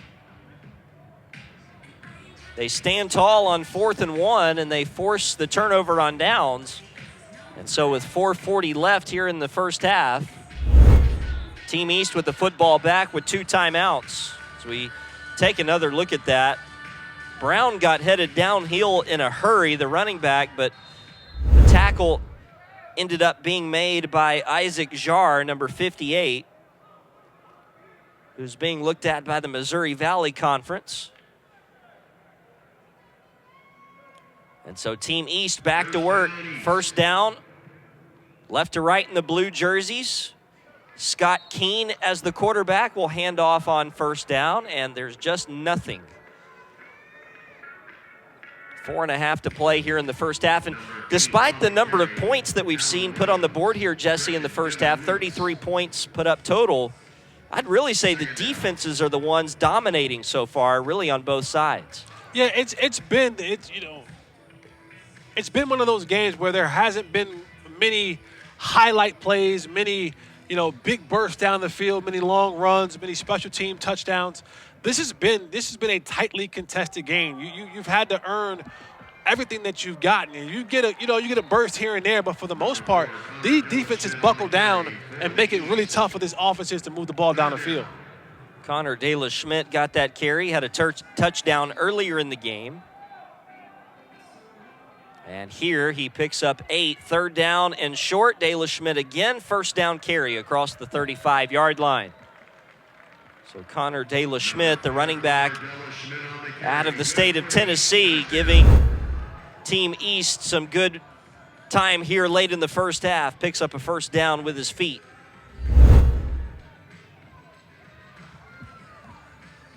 So Team East with a 1-point lead in the ball, looking to add to that. Throw out into the flat. Ooh. Pass caught by Devin Lukes with a spin move. And that was a pretty exciting loss of 3 as Lukes is dropped back at the 35-yard line. Nice tackle made out in the open field. Hit was provided there by Tyson Trammell out of Braswell High School in Texas. 2nd and 13. Handoff, once again Lukes up to the 40-yard line. And back to your point about defense, I mean, you saw that right there. The defender coming up, laying a boom on that previous run. But these offenses have found themselves a lot too often today in these 3rd and long situations, and that plays right into the hands of the defense. 3rd and 8, and Team East is pointing across at Team West as if there was movement up front. Penalty flag comes in. I always love watching when someone jumps off sides, because if you went down there and you asked any one of those individuals, are you a snitch? Are you a tattletale? They would all look at you aggressively and say, no, I'm not. No, I'm not. But let someone jump off sides and watch the finger pointing and the snitching that goes up. See, he's snitching. I mean, the finger pointing goes crazy up front. Everyone goes from being, no, I'm not a snitch. No, I'm not a tattletale, until someone jumps off sides, and then you have a team of snitches and a team of tattletales. I think along those same lines, one of the funniest things in football is whenever there's a fumble and both teams are just pointing their own direction. I'm waiting for the guy who goes, no, yep, they got it. They got it. Yeah. We didn't get that one, guys. 3rd down and long, and the screenplay just never got off the ground as Team West got good penetration into the backfield, and Team East will be forced to punt. I feel like we may have a special play coming up right here on this punt return. I don't know why. I'm pulling your move. Last game, you called 2 or 3 on point. You know what? A big play should be happening right here. Boom. Next play, big play. I don't want to steal the RC magic in this one. You get lucky on a couple of occasions sometimes. That was Alvaro Chaparro, by the way, who broke up that screenplay, getting his hands up in the passing lane. Here's the punt and the return. And it's a really nice job by Team East to get down and cover that. Once again, that is Najee Mabry, who has been a really good linebacker today for Team East, getting in on the special teams act here. He's been a tackling machine. I mean, he in his carry-on luggage, he brought his tackling bag. I can promise you that. And that's the thing about these young kids tackling, just being able to do tackling. Not trying to get the kill shot, not diving at ankles, but being willing to put your face in someone's chest and drive them back. And we've seen that on display a lot today from some of these young linebackers. Yeah, I think you said it perfectly earlier about Mabry. That's a see football, hit football. Yes. So now Team West, Kai Kuntz in at quarterback, hands off on first down, across the 20. That carry by Bryson Ryan, 5'11", 160 pounds from Show Low High School in Arizona. And the tackle provided there by Quentin Butler out of St. Martinville, Louisiana. 2:06 to play in the opening half. Team West with the football, trying to get down the field and get into scoring range. They've got 2 timeouts. Once again, the handoff to Brian, and he's going to be wrapped up at the line of scrimmage. Again, the play made by C.J. Harvey. And it's going to be 3rd down and about 6 coming up. Did you know, like Texas, in Arizona, they have to play most of their games at night because of, not Friday Night Lights, but of course Friday Night Lights, but because it's extremely hot in the daytime. Yeah. So they have to do all their games after the sun kind of goes down. It doesn't really go down. It's like Texas. It's super hot there, super hot here, but they play all their games. That's a Snapple fact.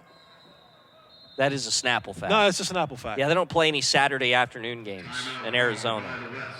I don't think anybody would come. I wouldn't. Timeout is called here by the West with 1:09 left in the second quarter.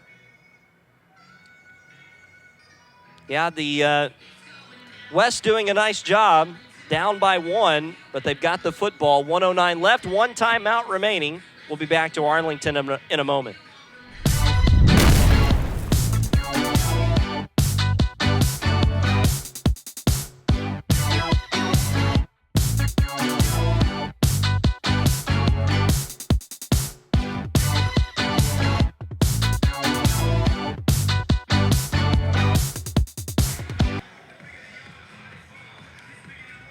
One-point lead for Team East.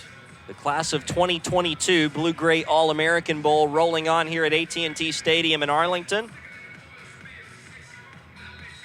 Team West with the football right now, down to 1 timeout. And looking at 3rd down and 5 from their own 23-yard line. So a big play coming up here as Team East tries to potentially get their defense off the field. Just 1:09 left in the first half, and in games such as these, the hurry-up offense is pretty difficult to execute. Play fake, Coons will roll to his right, had a man open. Instead, will fire a little deeper down the field, and that pass is caught. Now, 2 penalty flags are going to fly in here. And that pass caught by Chase Rojas, number 14. And they're going to tack 15 more on the end of this play. Great catch through the contact. I thought Kuntz had a guy open early, but he got greedy and it paid off. Great throw, great catch down the field. And it's going to be a hit on the defensive receiver. Is that what they're looking at here, Jesse? Yeah. And I respect that call. And, you'll see a lot of the coaches who are former retired NFL players who come from a different era where that's a legal, regular display. But I like the way that the rules have kind of changed a little bit not because I'm a receiver and not because I'm an offensive guy, but because you see more so the effects of what brain injuries are happening on the football field. So especially at this level, you want to make sure that you're taking care of, those, whether it's a receiver or running back or quarterback, just those hits to the head, the head and neck area. You want to make sure you're taking care of those guys because those can be pretty vicious hits and leave you in a state where you don't want to be. Well, Rojas seems to be okay. He's still in there as a receiver, and this is a very broken play. Kai Kuntz just trying to play backyard football right now and is going to actually get across the original line of scrimmage to the 45-yard line. So a gain of 1. That probably should have been a loss of 4 or 5 on that play, but Kuntz able to turn chicken feathers into chicken soup. I love that. That was the best 54-yard, 2-yard run. Yes, it was. So Kuntz being tackled inbounds, but the clock stops with 49 seconds. So 2nd and 8 actually gave him 2 yards on that run.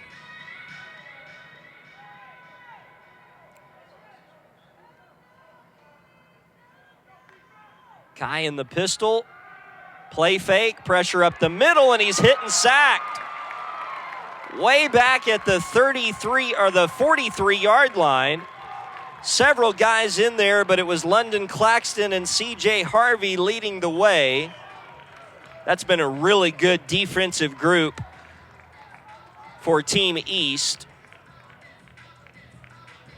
And with 20 seconds left here, Jesse, I would think Team West would just keep it conservative, hand the ball off, and we'll go to half. Yeah, like I said earlier, teams finding themselves in these 3rd and long situations. There's no plays for 3rd and 20, for 3rd and 25. So, this one is just hand it off, They won't take even a run a knee play, I don't think. Whatever it is, and head to the halftime and say, you know what? This is anyone's game. 16-17 game at halftime is anyone's game. Regroup, come out here, and put out your best performances in the second half. So the end of the first half is upon us here at AT&T Stadium in Arlington. Back and forth we went in the first half. But at the end of the second quarter, it's Team East 17 and Team West 16. We'll have highlights from the first half and some analysis from what we saw in the first 2 quarters coming right up here on the Impact Football Network. The East by 1 at the half of the class of 2022 Blue-Gray All-American Bowl.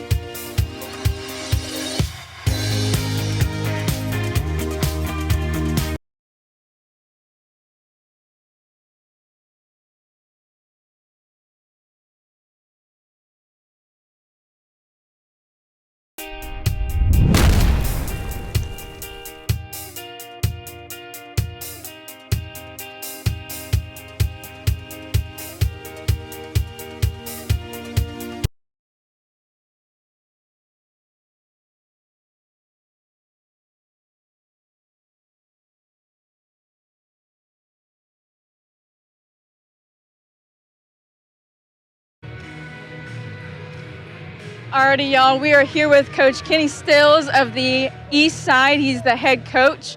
We are, being an NFL veteran, what's it like working with Gus in the Blue-Gray All-American? It's been awesome. I mean, it's been a great opportunity. I really was called in by Arlen Harris, who's an ex-NFL guy, played for the Rams.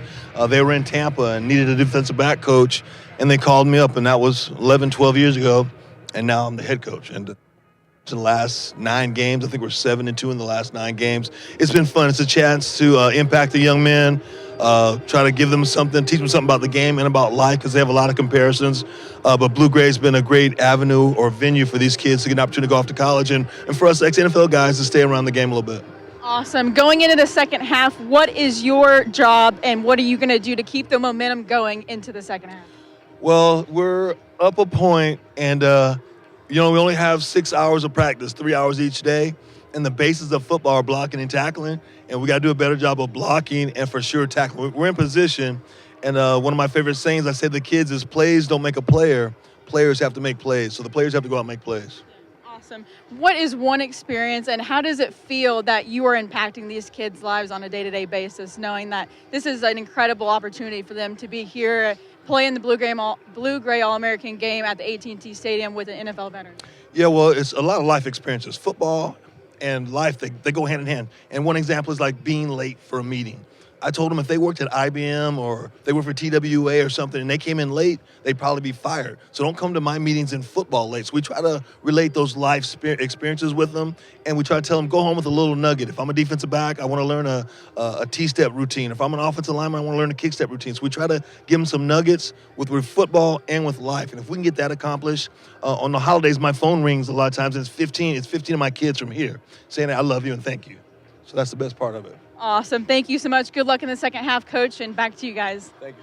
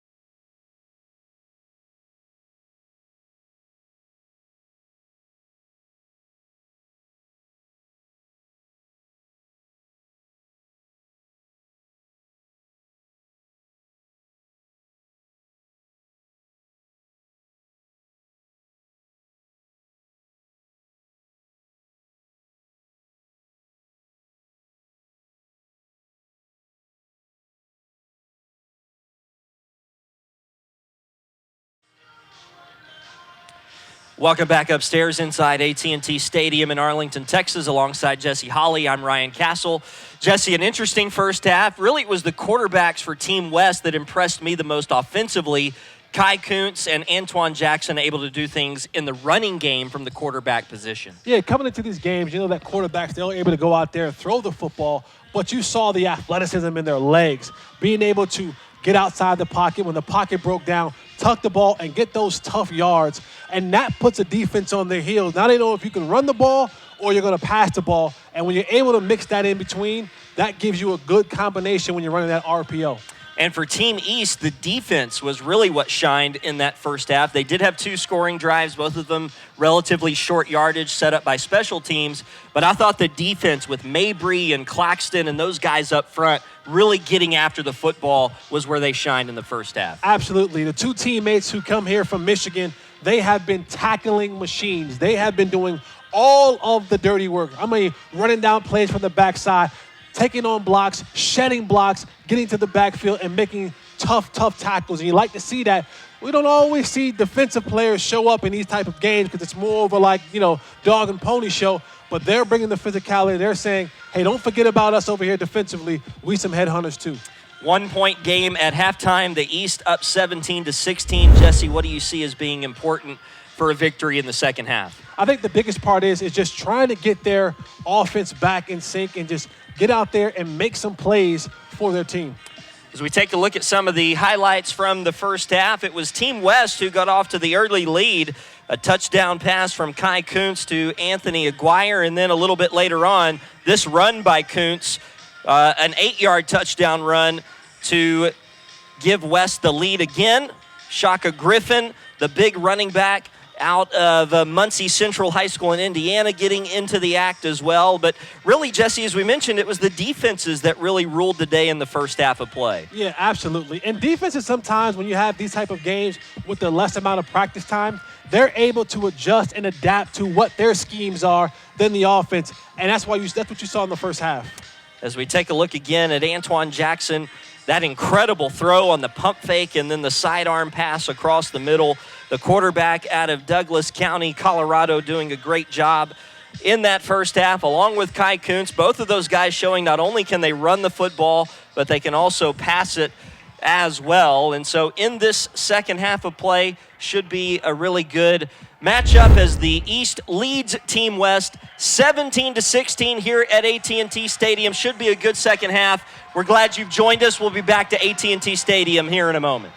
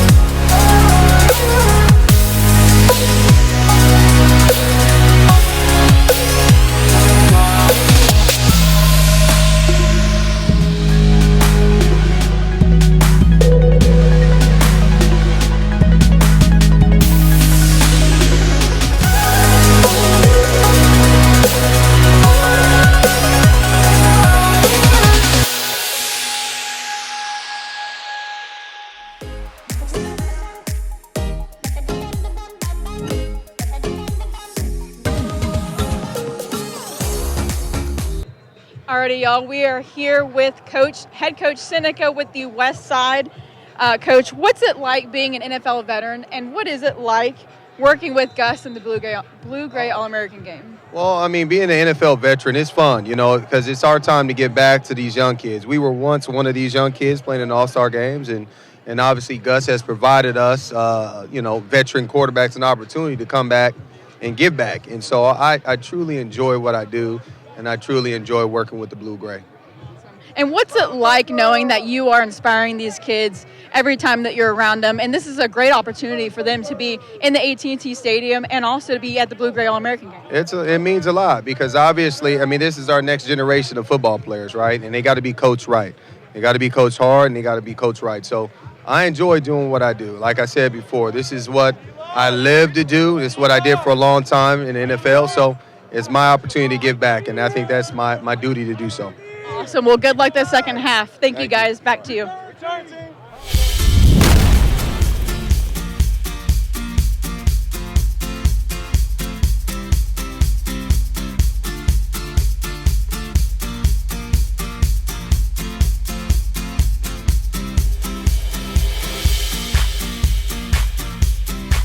Back inside AT&T Stadium, getting ready for the start of the third quarter. Team East will kick it off to Team West. 17-16 East on top, and here's the kickoff by Suber. End over end kick, and a return here by Conway. Sean Conway lowers the shoulder and lost the football at about the 21-yard line. Big collision just across the 20 between Conway and Brian Russ on special teams. Yeah, you gotta tell Conway, all the blocking is left, son. You got to get to the left-hand side where your blocking is set up. Don't just run into the guy that's standing right here. But, tough run. Just don't run into people. That hurts. So Team West will start with the football. They're at their 21-yard line. And it will be Antoine Jackson starting as the quarterback, 6'1", 190 pounds, Douglas County High School in Colorado. And he'll throw on first down. Rolls out to his left in some trouble and will go down after a gain of about a yard. Turned that into something positive as the tackle was made by Dalton Brown. And head coach / office coordinator, Coach Wallace, comes out and he runs 3 verticals down the field. And when you do that, if you have nothing underneath. So for a quarterback, it's kind of an all or nothing type of play. And right there, it was good coverage. One thing about this game is you can't blitz. So a lot of times these teams are playing either man-to-man or some sort of zone coverage, and you got to give yourself something underneath, a little dump off, a little check route, something that gives the quarterback a safety valve. Tyler Wilms made that last tackle for Team East, and now getting in there, Drew Logan, the defensive lineman at 6'5", 245 pounds, Hoover High School in Ohio. This has been another good defensive group for Team East. They have been loaded on that side of the ball as we take another look. Some miscommunication between Jackson and the ball carrier, Caleb Rist, and Drew Logan able to take advantage. So 3rd down and 13. Jackson with a play fake. Pressure comes. He steps up and is going to be spun down. 3 straight tackles for loss for Team East, including a sack there on 3rd down, and it's time to punt. Yeah, I'm sure Coach Wallace and company offensively, that wasn't the game plan they went into and adjusted to coming out of the half. They were looking more for something more positive and not being able to gain any yardage on that first series coming out of the half. You want to have a little bit more productivity because you're saying, man, you just spent 12 minutes in the locker room working on the play to come out here in the half, and it didn't work into their favor. Carson Hintz got the sack on 3rd down. Now the puff initially muffed by Luanis, but he gets a good job to get a nice return into West Territory. He had a good return earlier in the first half that set up the first scoring drive for Team East. And now the East team will be set up at the West 37-yard line with a 1st and 10. And special teams continue to be a little bit of an issue for Team West. Yeah, I know I sound like a broken record, but we go back to what we talked about earlier was those hidden yards in special teams. Here we are again, Team East with another short field, right? You're in your own plus territory right now, and that's where you don't want to be as far as for a defense. But special teams showed up again, a good punt, a bad punt and a decent return. Now they find themselves creeping close to the red zone. And Dylan Ramirez, the quarterback on this series, with a nice run on this 1st down play, has a 1st down. The 6'3", 200-pound quarterback from Broome, South Carolina. Coming back to make a nice block was Dylan Reese, the running back. And it's a 1st down at the 27-yard line for Team East.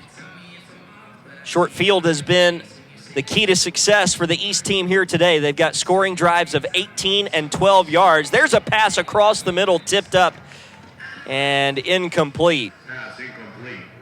Ramirez did not see the linebacker there as that pass was deflected away.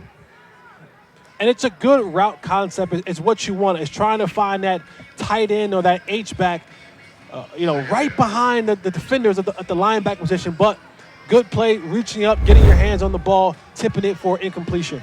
Blaine Duncan, the tight end, was the intended receiver, and the pass deflected away by Carter Hoochin. Carl Ligon will get the carry here on 2nd down. He's got such a quick first step and gets inside the 25 to about the 22. Gain of 5 there for Carl Ligon, and it's going to bring up 3rd down. And the thing you love about backs like Carl Ligon is he's always one play away from breaking it, right? Every time he gets the ball, you're looking at, is this the play where he breaks it? And you love that on the offensive end. Defensively, you hate when he gets the ball because you're saying, and this guy going to put me on, on his highlight reel with his quickness and shake me to my, take me to the ground. But he's an exciting player. Option, pitch, Ligon. Inside move, a spin. He's going to be brought down short of a 1st down at about the 18-yard line. It's going to be 4th and 1, and I think if you're Team East, there's very little decision to make here. I think this is somewhere where you have to go for it. The way you've been running the football on this drive with Carl Ligon, not only trust your running back to get you a yard. I was going to say, not only is it an easy decision to go for it, the easier decision is give the ball to number 7. Oh. Well, now it's a decision. Now it's a decision. Movement on the left tackle, and it looks like they're going to try the field goal instead. Boy. Mark that play down. Those pre-snap penalties coaches hate because you're coming out there and they're saying, hey, guys, we know the snap count. We literally just left the huddle. And when one of your bigs up front jumps offside, it just kills you. You go from have an opportunity to go forward and maybe continuing that drive to now kicking a potentially 50-yard field goal? It's a 40-yarder from the right hash. Suber misses wide left. That's why math was never my strong subject in school. Well, it wouldn't have mattered if it was from 50. He would have had the distance, but the angle was off. Suber unable to cash in. Boy, that's a huge play on that 4th down and 1. Team East was primed to go for it. Everybody in the building knew who was going to get the football. And then a false start makes it 4th and 6, and then they missed the field goal. And we saw Team West come out that last drive and be more definitive of passing the ball down the field. I think what Coach Wallace should have done, I think Kuntz is a better option at looking at throwing the ball down the field. I think he has a better arm. He's a little bit more athletic. And now he gives you this option right here. Lowers the boom on the run, picks up about 5 or 6 yards on that play right there. I don't know if I want my quarterback finishing with his shoulder, but he's tough enough to do so. And so, I think this is one of those plays, this is one of these series where you mix it up with Kuntz. He runs it, he throws it, and now you move the ball and put that defense on the heels. Well, if there's anything that we've learned about Kai Kuntz today, it's that this guy's a baller. He is out here to play football and doesn't just want to get out of this game, uninjured. Certainly he does, but it's more about, relishing the moment, as we talked about earlier, of playing on an NFL field. And the handoff here to the 30-yard line. And on that carry was James Thomas, the running back from St. John's High School in Arizona. A little bobbling act as he went through the line, but he's able to hold on to it before the tackle was made by Jacob Jackson from Topeka, Kansas. This is a big 3rd down here for Team West. Absolutely. Got to get something going here. 2 running backs with Kuntz in the backfield. Fake handoff to Jackson. Now the pitch on the right side, of 1st down up to the 40-yard line. That's a nice play. Cedric Brown took that option pitch and gets the 1st down for Team West. And that's a great call by Coach Wallace, because what you do now is you put Kuntz, who's we've all seen today is a really good athlete, you put him on the edge and you make defenders have to make decisions. Are you going to stop the running back? If so, Kuntz has the ability to keep the ball and go for a 1st down. When you converge on him, now he pitches it out to a running back who has an angle, has the speed and the sideline in his favor, picks up a 1st down, keeps his drive alive. Play fake. Kuntz will throw. Pass caught across the middle. Might be the longest pass play we've seen on either side today, as it was caught by Cipriano Martinez. Another good play call by Coach Wallace. When you have these RPO options, and this goes back to, again, Kuntz being athletic, the running game get going, you can stick it in the running back's gut. What that does now is those linebackers have to respect it. They step up. They void the area behind them. You throw the slant for completion. Martinez with another catch here on 1st down. Team West on the east side of the 50 now.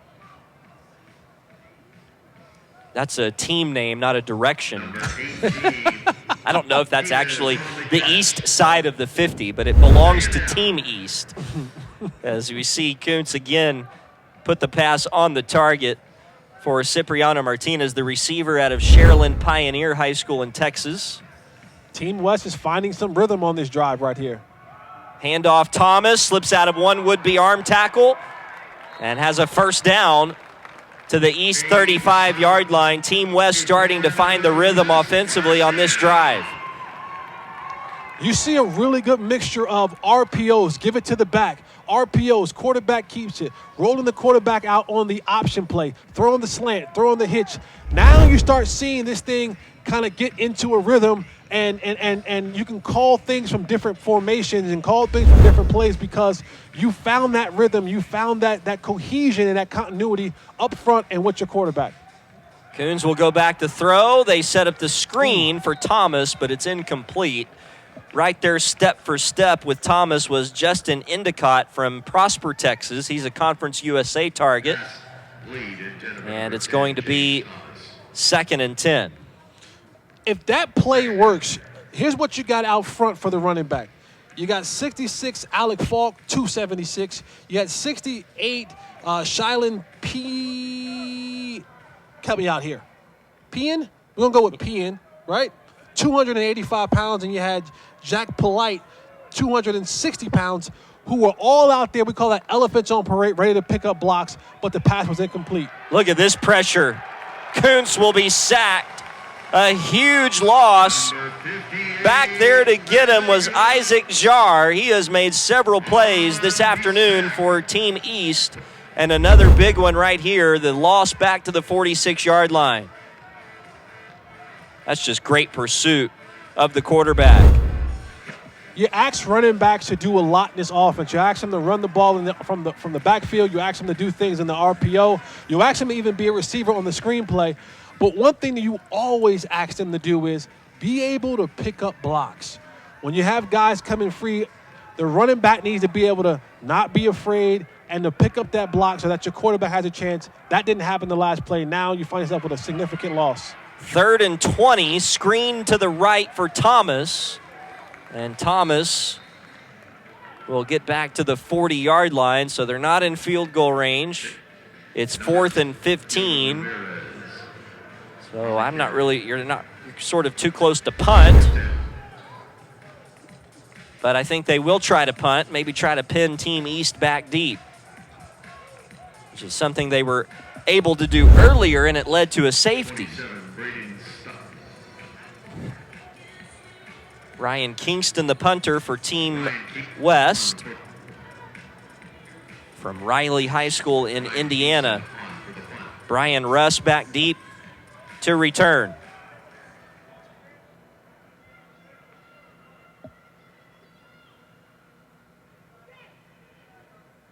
Two on the play clock. The play clock hits 0, and it looks like Team West wanted that to happen to just give themselves some extra breathing room. Game called against the West. Penalty is declined. 4th down. Penalty is declined.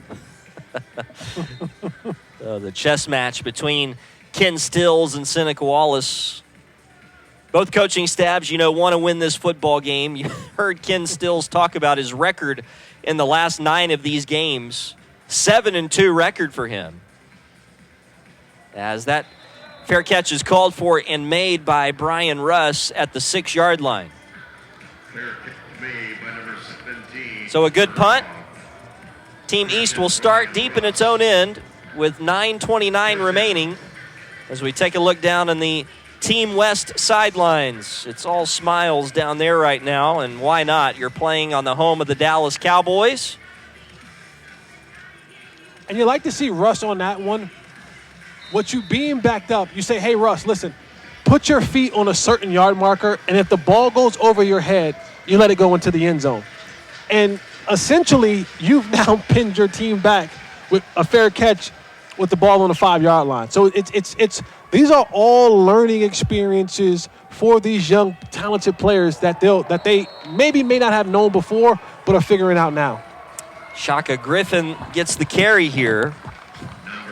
Team East just trying to find some breathing room. You hate it for Zane Burns, who was also in the game when they were backed up this far back, same end of the field in the first half, and that led to the safety on the errant snap.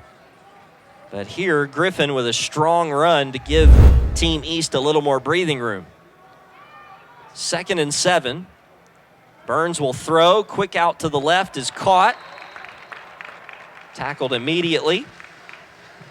Luanis made the catch, and McConaughey the tackle for Team West. 3rd down and 3 coming up after a gain of 4. Nice tackle made out in space there by McConaughey immediately on the receiver. 6'1", 195 from Thunderbird High School in Arizona. Lots of kids from Arizona and Missouri in this game. But really from all over the United States. And a handoff to Willis Jackson, and Jackson with a 1st down carry on 3rd and 3 to move the chains. It's a good run right there, good physical run, following behind my blocks, pads down, leaning forward, getting the 1st down yardage for Team East on that drive. Mark Gomez, number 77, the left guard, leading the way that time along with Shaka Griffin for Jackson on that first down carry out to the 22. Zane Burns, the quarterback, number 1 from Garden City High School in Kansas, will throw to the right, pass bobbled and now caught at the 25-yard line. Catch made by Warren Kinney. Short gain, though. Gained only about 3. It'll be 2nd down and 7 coming up. Neither team has really been able to attack vertically in the passing game I was today. just thinking the same thing. It's been very strange. It has not been many long passes. Jackson with the carry behind the left guard and is going to get out to the 30-yard line. Number 41, Willis Jackson on the carry. And on the tackle was Emeterio Hernandez. 3rd down and short coming up for Team East. Willis Jackson at 5'10", 190. I don't know, he might be a little heavier than that. He looks like a good, solid running back. I mean that in a good way. He's going to get the carry again, and he bursts the seam right up the middle for a 1st down. Carries a pile of gray jerseys with him out to midfield. Good run by Willis Jackson. Coach Still says, why throw it long, Jesse? And we could just run it for 25 yards. All right, Coach, I hear you. Yeah, who's won 7 of the last 9 in the Blue-Gray All-American Bowl? You or me? Yeah, exactly. So out to the 50-yard line goes Willis Jackson. He's been a stalwart in that backfield today for Team East. Now Burns will throw with a straight drop. Steps up, wants to go deep. Has a man, pass is dropped. And there were 2 receivers there in the neighborhood. And I think, Jesse, that they may have been battling one another for the football, and that might have been what led to the incompletion. That was it right there for East. They hit the home run ball, but unfortunately was caught on the warning track and did not result in a touchdown. Yeah, that's heartbreaking. There were actually 3 receivers there for Team East, all behind the defense. 6 hands and 1 drop. Wow. Wow. Great throw by Zane. Got the ball down the field, and, oh, man, you'd hate to see that. Jackson again will get the carry. Doing a nice job attacking the edges on this drive, and he gets inside the 45 to the 43-yard line. And that last play reminds me of a stat that I saw earlier today in the National Football League. Who do you think the guy who had the most number of non-completed receptions due to either drops or routes run incorrectly in the NFL all year was? Ooh. The answer might surprise you. Tom Brady. That's correct. Most number of receptions left on the table, if you will. Right. Because of either drops or routes that were run incorrectly, or maybe, pass interference or something. Somebody keeps that stat. Tom Brady led the league. So a guy that's over 40 years of age, right in the conversation for most valuable player in the league, could have had an even more dominant year.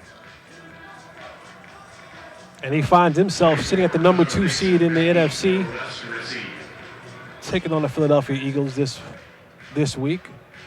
And we'll be in that stadium January the 31st, Raymond James Stadium in Tampa, for the 3rd of our class of 22 Blue-Gray All-American Bowls. That game will be broadcast live on ESPN3 as the punt by Team East will go into the end zone for a touchback.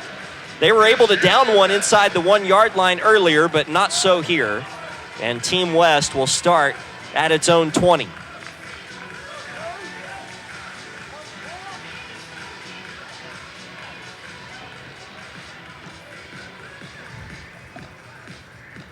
So 10-11 remaining in this 3rd quarter.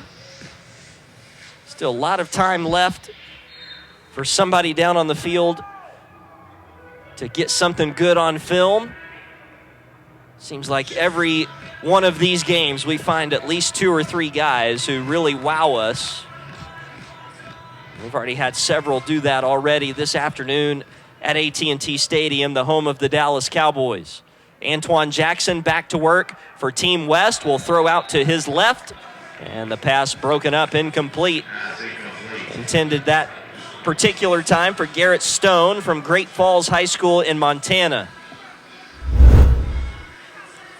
Randomly, have you ever been to Montana before? I have not been to Montana. Montana, I've been to Montana. Don't ask me why I was in Montana, but I was in Montana. In Montana, it's one of those places where it is shockingly more beautiful than you expect it to be. It's not much city life there, but Montana's, if you're looking for a peaceful place to go, just to have a moment of serenity, peace and quiet, Montana. And, you know, that's what I've heard. I've heard that it's really peaceful and serene up there. It's also very cold. No, I didn't go in the wintertime. 44 degrees right now in the hometown of Garrett Stone, Great Falls, Montana. It's not bad. That's not bad. It's I saw something only slightly colder than it is here in the Metroplex today. I saw something the other day. I think it was maybe Thursday. It was minus 24.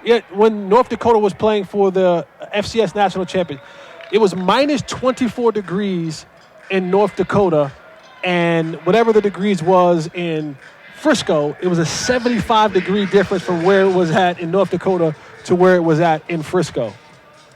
Yeah, give me plus 75, please. And people choose to live there. Like, I don't know if I can live in a place where it's minus 24 degrees on any given day.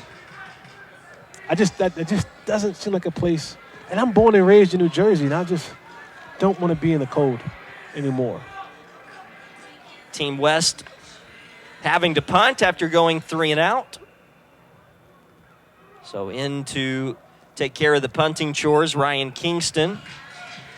And it's a good, very high spiraling punt. Brian Russ muffs it and is able to fall on it, but just barely back inside the 30-yard line.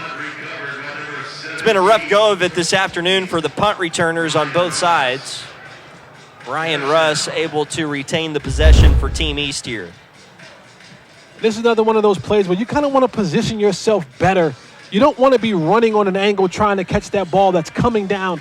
As a punt returner, you learn when the ball is coming spiral down, it's going to come left to right. When it's going end over end, it's going to fall right to left.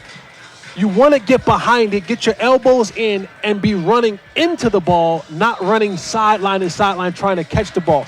I'm not saying that it can't be done, but at this level, you want to make sure that you're doing things the right way to give yourself a better opportunity to not turn the ball over and at least fair catch it and keep the ball.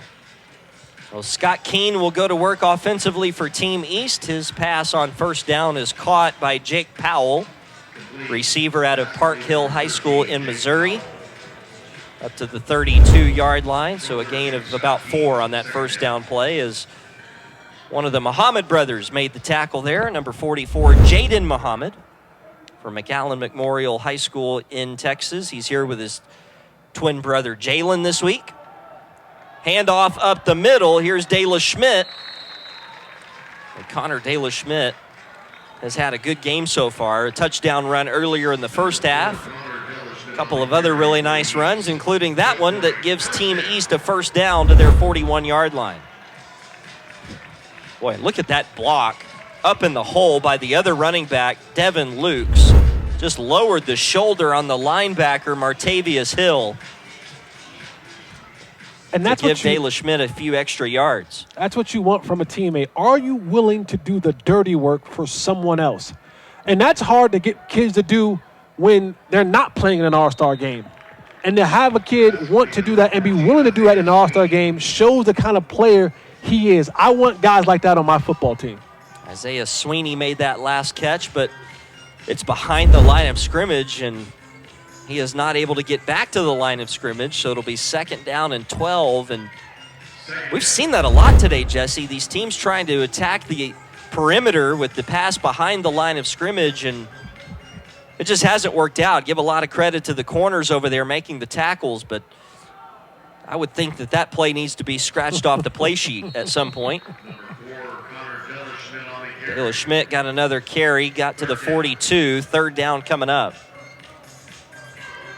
And to make that tackle, Jose Ramon from Desert View High School in Arizona, 265-pound defensive lineman. Only thing about scratching plays off is we've only had 2 practices for 3 hours, so our playbook isn't that big, so we scratch one off, we might only have 6 left. Yeah. So you got to make sure I keep all of them in the arsenal. Third down and 8. Dallas Schmidt with a carry, and behind the right guard, he will find a seam and have enough for a first down into West Territory. Connor Dallas Schmidt from Silverdale Baptist in Tennessee with a nice run to keep the drive going. And you see Coach Steele now going back to that up-tempo, that quick offense, trying to keep the defense on their heels, and now just methodically chipping away at that defense. 4 yards here, 8 yards here, and now once you get this rhythm going right here, it's going to be hard for guys to get off the field. Now you have a penalty coming up on Team West because they couldn't get enough guys on the field because of the up-tempo. And that right there, I just got a free 5 yards because of getting to the line of scrimmage, getting things in, getting play calls in, and making this thing at a much more faster pace. I just picked up a free 5 yards, and now I find myself at 2nd and 2 instead of at 2nd and 7. Well, give Coach Stills a lot of credit. This hurry-up attack is not something that we see often in the Blue-Gray All-American Bowl. It's not something you see often in all-star games of this sort, period. But they are executing it, not all the time, but certainly at opportune times, pretty well. Here's Dallas Schmidt out of the backfield, and he's going to be tackled short of a first down. 3rd and 1 coming up, maybe 2 to go for Team East. Same score as we had at halftime. East leading the West, 17-16. Glad to have you with us. Ryan Castle, Jesse Holly, Sarah Donahue at AT&T Stadium. Offsides. Handoff and a first down carry by Lukes. Devin Lukes will carry it inside the 35 to the 33-yard line. So another first down for Team East. They're getting it done on the ground on this drive. And watch what Coach Steele just did. I told you early in the game, when you go to this up-tempo, it's great for the receivers and the running backs, but the big boys get tired. A 5-man NASCAR sub up front for this offensive line. I get a fresh set of guys inside to now continue to maul down and lean on that defense. Dallas Schmidt will get the carry, and this time Team West up to the task. They get a couple of guys in there in a hurry. Mason Jacobson, number 59, from Rocky Mountain High School in Idaho. He's headed to Boise State, and he made the tackle right there coming in off the edge. Emmerich Dopana in there as well from Marcus High School here in Texas. Handoff, Lukes again, trying to bounce it to the outside, and does, outside the numbers to about the 27-yard line. This has been pretty consistent running here on this particular drive for Team East. That's just really good point of attack blocking by that offensive line. Lukes will get the carry again and is going to be tackled short of a first down. Coming in to make another tackle was Emmerich Dopana to stop Lukes from getting to the first down marker. It's 4th and 2. And I think what you're seeing right here from Coach Stills is he's saying, you know what? I'm going to give these body blows. And he's used this entire drive to give body blows. A lot of heavy running and just wearing that defense down where you're getting first downs, you're moving the ball, but what you're also getting is when I get to the fourth quarter, will this defense be willing to take that type of pressure going forward? Well, Team East had brought the field goal team out, and then timeout was called. 6:24 left here in this third quarter. Sarah Donahue's downstairs. Let's go to her right now. Stand by.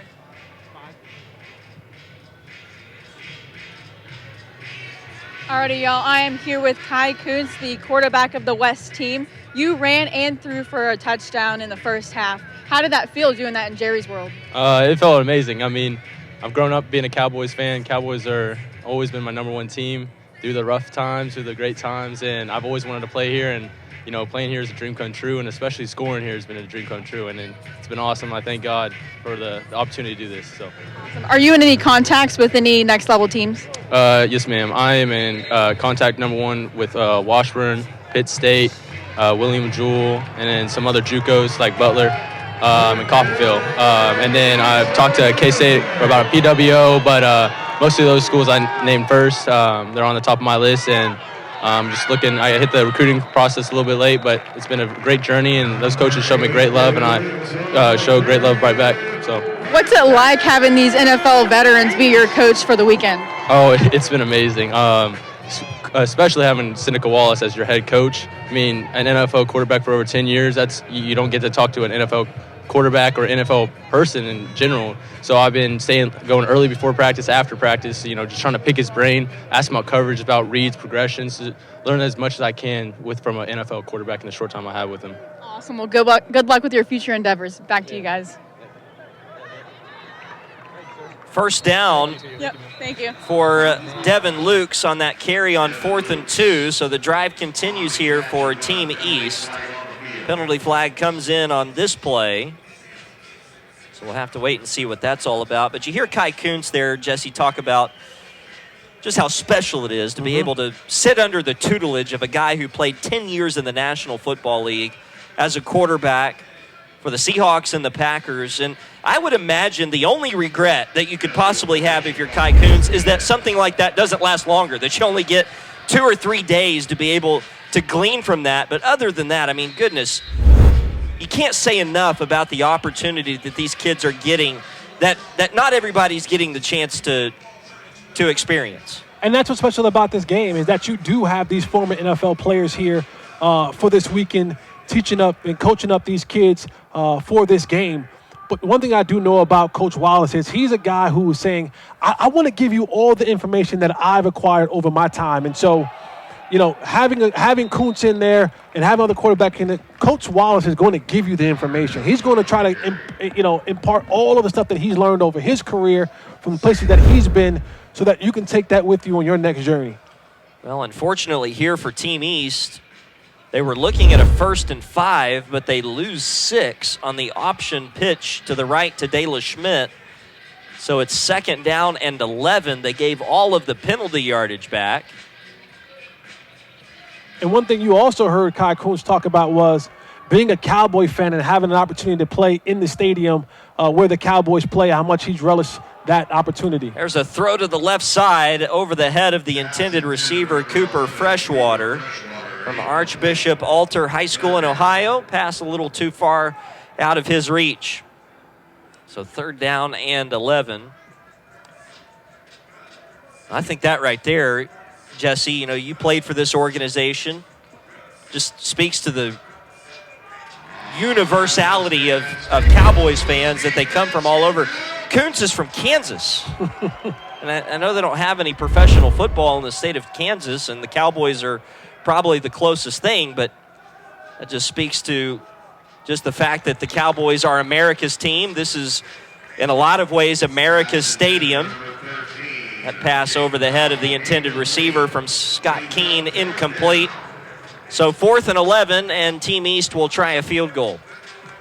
No, you're absolutely right. The Cowboys are America's team, and you hear so often that, well, how did you become a Cowboys fan? Well, my granddad's a Cowboy fan, and my dad's a Cowboy fan, and so it's been in our family since the 1970s, and so it just come down that I'm a Cowboy fan. So being a Cowboy fan a lot of times is generational. The field goal by Subin is good. Mason Suber with the field goal. And that lengthens the lead just a little bit for Team East. 20-16 with 5:14 remaining here in the 3rd quarter. Back to Arlington in a moment.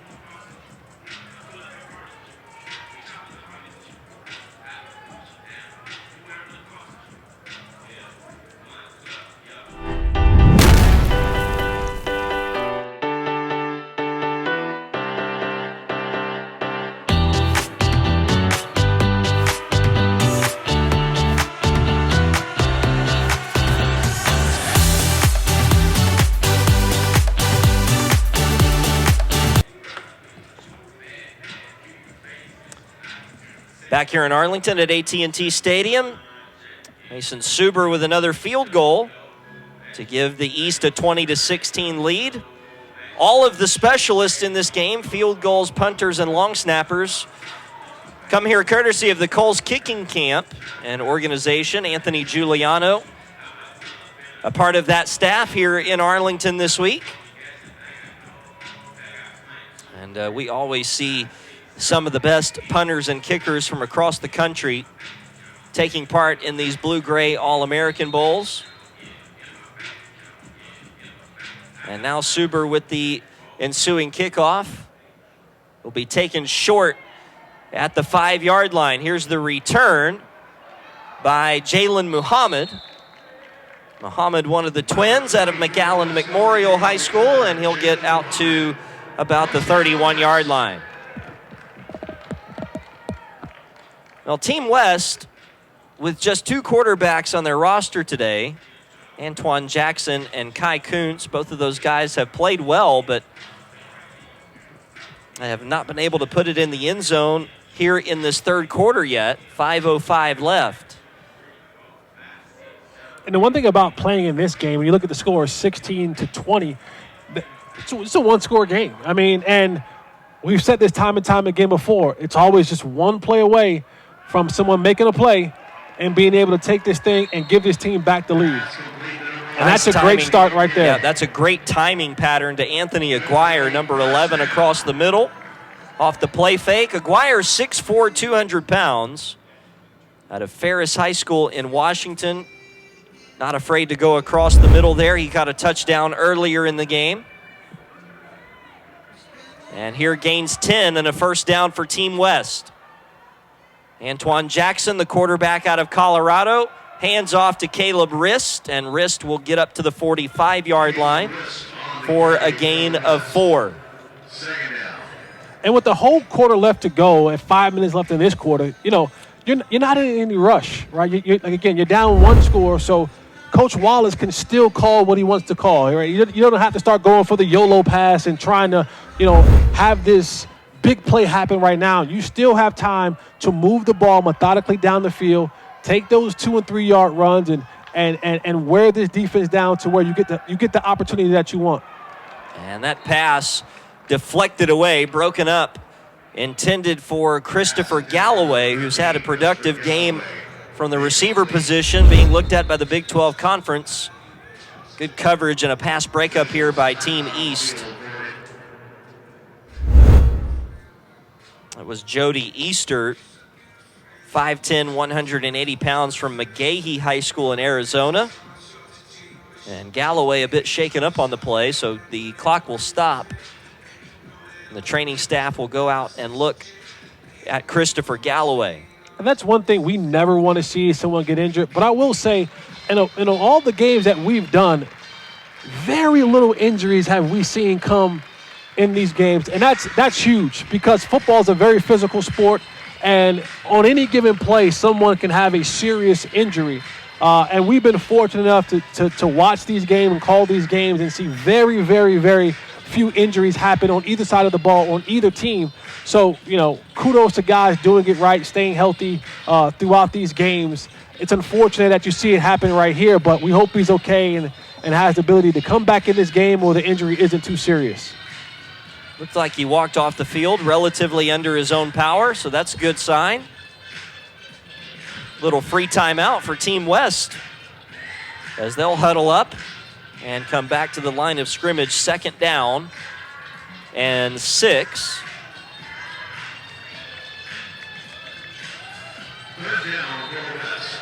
And I beg your pardon, 3rd down, 3rd and 6 for Team West.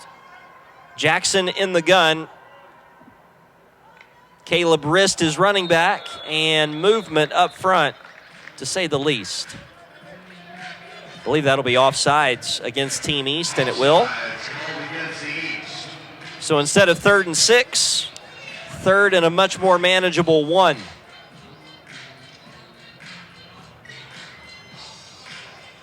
Again, pre-snap penalties, man, are killers. Especially when it comes on the offensive line. You're the closest to the ball. They're calling on defense.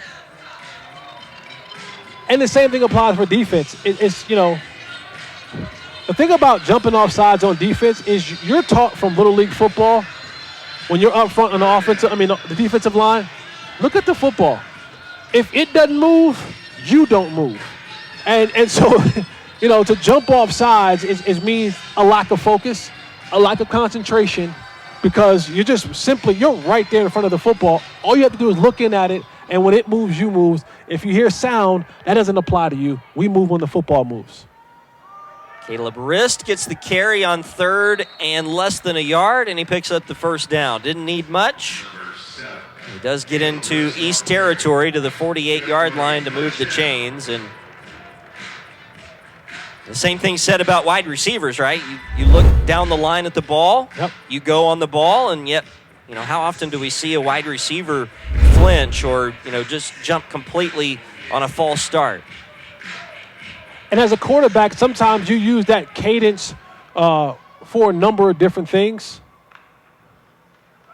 Jackson with a nice play fake and is going to go down, lose about half of a yard back to the 49-yard line. And a quarterback use that cadence, you know, calling it on 2 or on 3, sometimes because, one, yes, I would love to get a cheap 5 yards. I would love to get a cheap play if the play is called and I still get a chance to run an offensive snap. But also, if the defense is trying to disguise something, when I go that first hut and they move in the back end, I know that now they're trying to disguise it. Or I'm trying to keep those rush guys up front off balance. So if I'm calling it always on 1, then they get a rhythm on my cadence and how I'm calling it. So I have to mix it up to keep those guys on their heels. Aerith De La Torre made that last sack for Team East. Now Caleb Rist on the carry. Back to the 48-yard line, so 3rd down and 9 coming up for Team West. This tackle provided there by Carson Hintz out of St. Piet High School in Texas, 6 foot, 225-pound linebacker. Talking about North Dakota, Caleb Rist, he's from North Dakota. I'm pretty sure he's happy to be here in the great state of Texas instead of in Well, there's another hit and sack. Jackson dropped again, and it's London Claxton from Flushing, Michigan. He has had a whale of a game on the defensive line for Team East, and he came right around the edge, unblocked, to the quarterback. And up front, you got man versus man, and these boys from Michigan, they've been saying, whoever you put in front of me can't block me. And I'm going to show you every time I get a chance. Huge sack right there. Team West was driving the ball downfield, looking to score some points. Defense held their own, got a sack. Now they're out to the punt. And here's the punt by Pinkston. Russ will have it go over his head. It will bounce back outside the 15 and be downed at about the 17-yard line. Penalty flag is down back on the west side of the 50.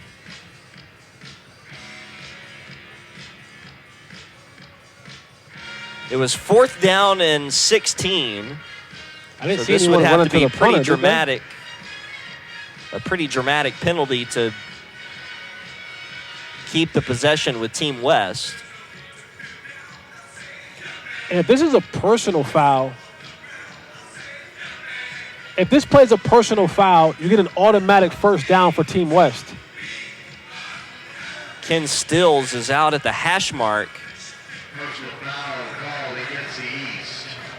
Wow. That is a huge penalty. Just a mental lapse by Team East. They were going to get off the field, but instead a personal foul penalty will give an automatic 1st down to the West.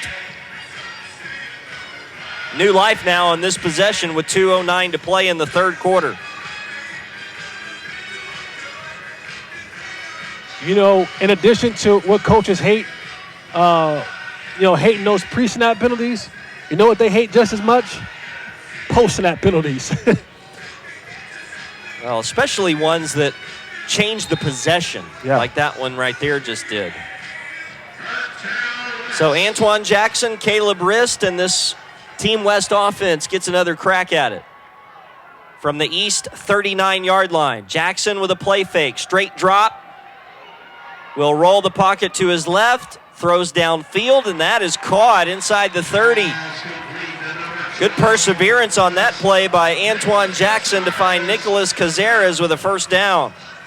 Yeah, I thought Jackson may have left the pocket a little bit too soon, but you see his athleticism, being able to roll to his left and still get the ball off.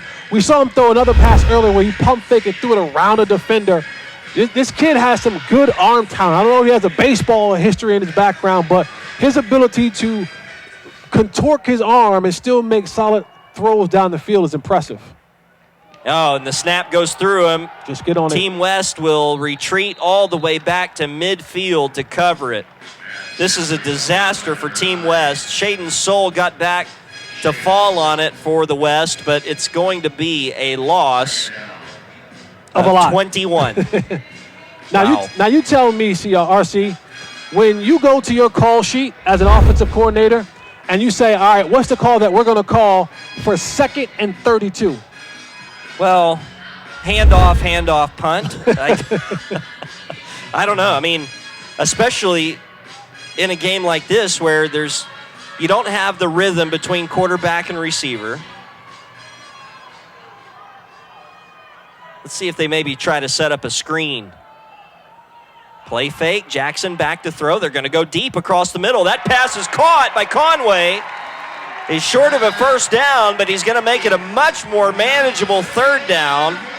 It's going to go from 2nd and 31 to 3rd and about 5. Well, Coach Wallace said, I heard you, Jesse Holly, and I looked at my play call sheet, and I called the deep post for a 25-yard gain on that play. So shut up, let me coach, and you commentate, because I know more than you. 10-year vet who played for multiple teams, Seattle, Green Bay, and then Cleveland.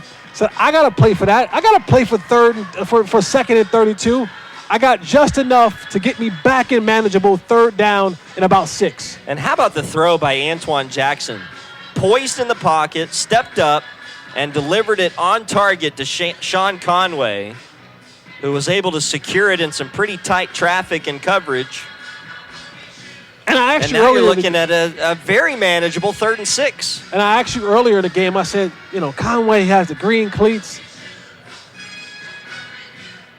All right, we're going to go downstairs right now to Sarah Donahue. Sao. Hey guys, I am live here with Sao Maiava. He is from Hawaii, and he is a linebacker on the West side, or West team. And Coach T was a player at your high school. How does it feel being a coach here with him at the Gray and Blue All-American game? It was a long journey here, all the way up from Hawaii. And at Koku, we got it's a small community. We all got love for each other. Nobody really looks at us either, but, it's inspiring seeing him, how far he went. Shows people from our community, that we could do it too. And, yeah. So how different is Hawaii from Texas? Oh, wow. Texas is really big. And Hawaii is I'm just a small-town country kid, small community. But it's cool. I like it. Awesome. Well, good luck in your future endeavors, and back to you guys. In Seau's hometown right now, 83 degrees in early January. Taking off and running is Antoine Jackson, and Jackson will have a first down with his feet. And so after a snap went through Jackson back to midfield, back-to-back plays, get the first down here for Team West. We thought that was a disastrous play on the missed snap, which took them back to 2nd and 32, and in 2 plays, they're back in the red zone, first down with the potential to go on and score. First down from the east 16-yard line. Handoff wrist, right up the middle. He's into the second level. Caleb Wrist scores. Touchdown, Team West.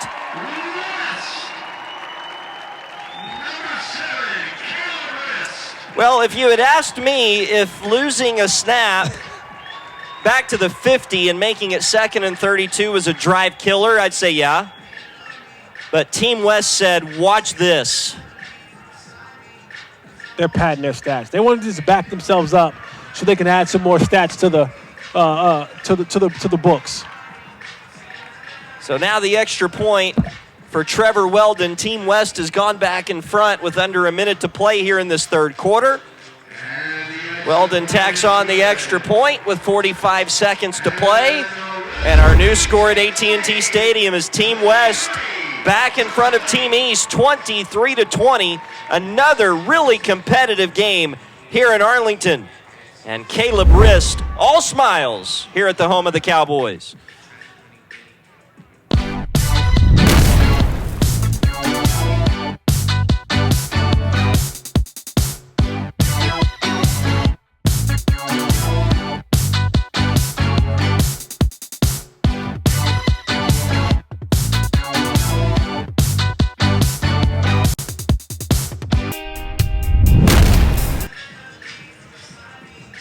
Well, the first touchdown of the third quarter is scored by Caleb Rist, the running back from North Dakota, 5'10", 185 pounds, and from 16 yards away, he gets to the house to give West the lead once again, 23-20, as we near the end of the third quarter here at AT&T Stadium.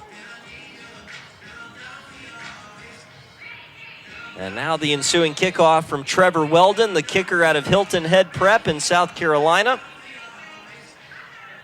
Brian Russ back deep to return. Will backpedal to the 2, and here he comes. Out to the 15, up the middle to the 20, across the 30. And a penalty flag comes in from behind the play as Russ is tackled at the 31-yard line.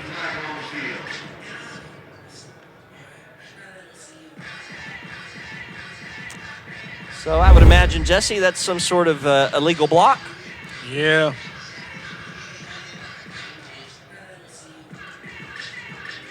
Well, we mentioned earlier in our telecast the stellar special teams play in the first of these class of 22 Blue-Gray All-American Bowls back in December. It's been a little bit of a different story here in January. New year, new you. Special teams said, not us. Yeah, they didn't make any resolutions unless they were to go backwards. So the East again will be backed up deep in their own end. They have started drives at the 4, the 6, and now the 10. And you'll be surprised to hear that none of them have ended in points. Handoff on first down, and there's nothing. Team West just pinning their ears back and getting into the backfield quickly. DePana was there along with Martavius Hill, the linebacker from Aubrey High School in Texas. Dylan Reese, the ball carrier, got back to the line of scrimmage, and that's it. 61, Jacob Cifuentes was in there as well. And he's the one down injured on the ground right now, holding his arm, number 61. You see Team West taking a knee as well in solidarity with their teammate shaken up on that play. 20 seconds remaining in this third quarter.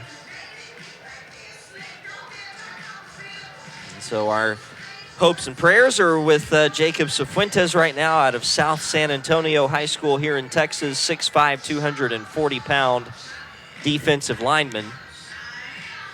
Has had a good game today for Team West. And defensive coordinator Victor Butler.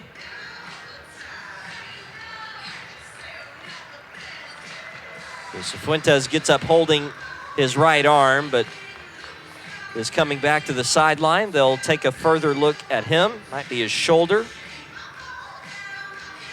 So we'll keep an eye on that and let you know if we see Cifuentes back in the lineup at any point during the remainder of the game. Meanwhile, for Team East, 2nd and 11 from their own 9-yard line, and things not looking good right now for the East team. Dylan Ramirez is in at quarterback. He's going to throw. Pressure comes, and he gets it out to Ligon on the left side. Made a guy miss and got the edge across the 20 and out close to the 30-yard line, Carl Ligon. That's like I told you before. This kid's ability that every time he touches the ball, he has a potential to break one, and you saw that right there where he got outside, made a guy miss, gained significant yards, first down for Team East. But he's just poised to really break a long play. When you get deeper into these games, guys are a little bit tired. Tackles aren't as clean as they were early into the game. And with his shiftiness and his speed, he can make a guy miss and be going to the house, hitting his head on the goalpost. Gets out to the 27-yard line. Ramirez now will take off and run himself across the 30 and out to the 35, maybe the 36-yard line. 9 yards there for Dylan Ramirez. And it will be 2nd down and 1 coming up. And going back to what Ligon was able to do on that last play, it's so important for so many reasons. Mostly because they got out of the shadow of their own goalpost, but when you get out on the edge against Ligon, there's just not much of a chance that you're going to get him down by yourself. It's the end of the 3rd quarter here at AT&T Stadium. We go to the 4th with the West leading the East 23-20. Back to the home of the Cowboys in a moment.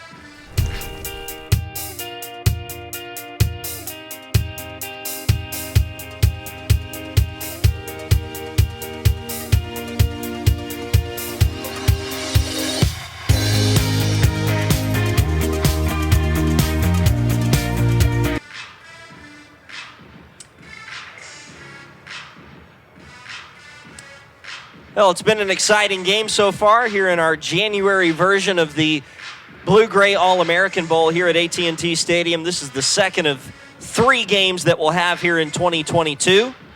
As we take a look at some of the highlights so far in today's game. And again, Jesse, just the 1 touchdown in that 3rd quarter. So really it's continued to be the defenses, as we said at halftime, that have ruled the day. Yeah, the defense has been playing well all day long, man. Getting after the quarterback. See right here, huge sack on Kunch. Nowhere to throw the ball. They got a sack. Just trying to find something, try to find some space. But the defense has been relentless all day long on both sides. Several just really good tackles out in space. Team East tried to get the running game going with Willis Jackson. But they were not able to get it in the end zone in that 3rd quarter, find themselves behind starting the 4th. And a handoff here to Ligon on 2nd down and about a yard. He will get enough for the 1st down. Number 7, Carl Ligon on the carry. So they'll move the chains at the 37-yard line of Team East. First down.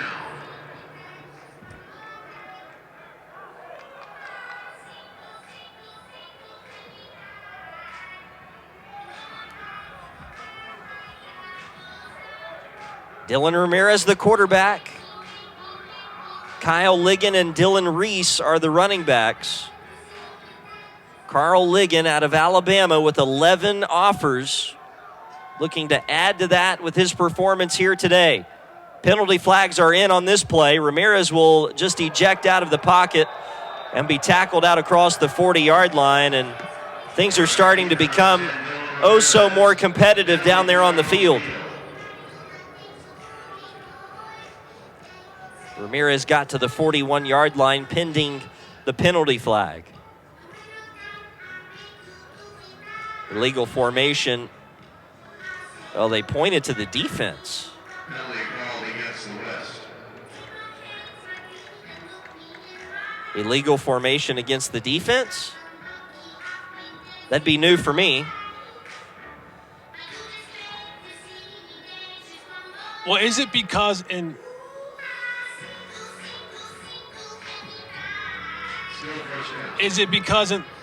this game you have to be lined up a certain way, or oh, you're right. Can't have 5 guys yeah, on the you're line probably of scrimmage? right. Yes. Yes, you have to remember the context. Correct. So yeah, either they had an extra guy on the D line or possibly brought somebody on the blitz that they weren't supposed to. So a good job by the officials there to see that and make that call. And now Carl Ligon trying to dance, may have given up a yard or two, but looks to have the 1st down out to the 47-yard line. You mentioned the vision of Ligon. I've been impressed also with his strength. Right there you see him spin off a would-be arm tackle. it usually takes more than just one guy to get him to the turf. And the biggest reason is he doesn't give you a whole body to hit. Because he's so shifty, you're getting a piece of him. And at contact, you're getting maybe a little shoulder pad or maybe a little bit of thigh, but you're not getting a whole body from Liggins to hit and bring down. And that makes it difficult for a tackler. Lane Duncan, the tight end, the intended receiver on that first down play. Pass incomplete, so 2nd and 10 coming up. And you see again here that ball put on the target by Ramirez. Duncan just unable to hold on to it. So 2nd and 10, Team East at their own 47-yard line.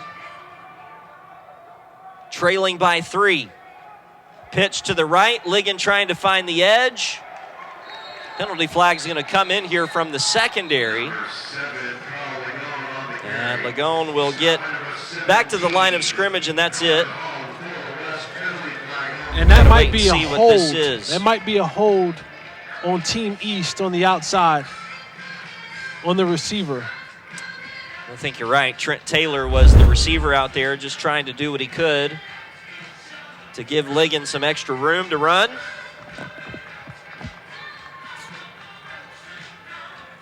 And it's going to be declined by Team West. So that'll make it 3rd down. 3rd down and 10 here for Team East. Actually, 3rd and 11. They lost a yard back to the 46.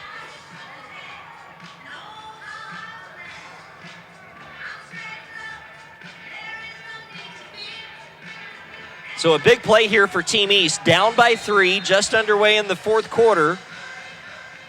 But they need to keep this drive going and try to get some points here. Possessions are going to become very precious as we go down the stretch. Ramirez back to throw. Has time, fires it out to the left, and that pass is caught. But I think it's short of a first down. Zyjay Looney caught the pass, but it's going to be short of the first down by about a yard.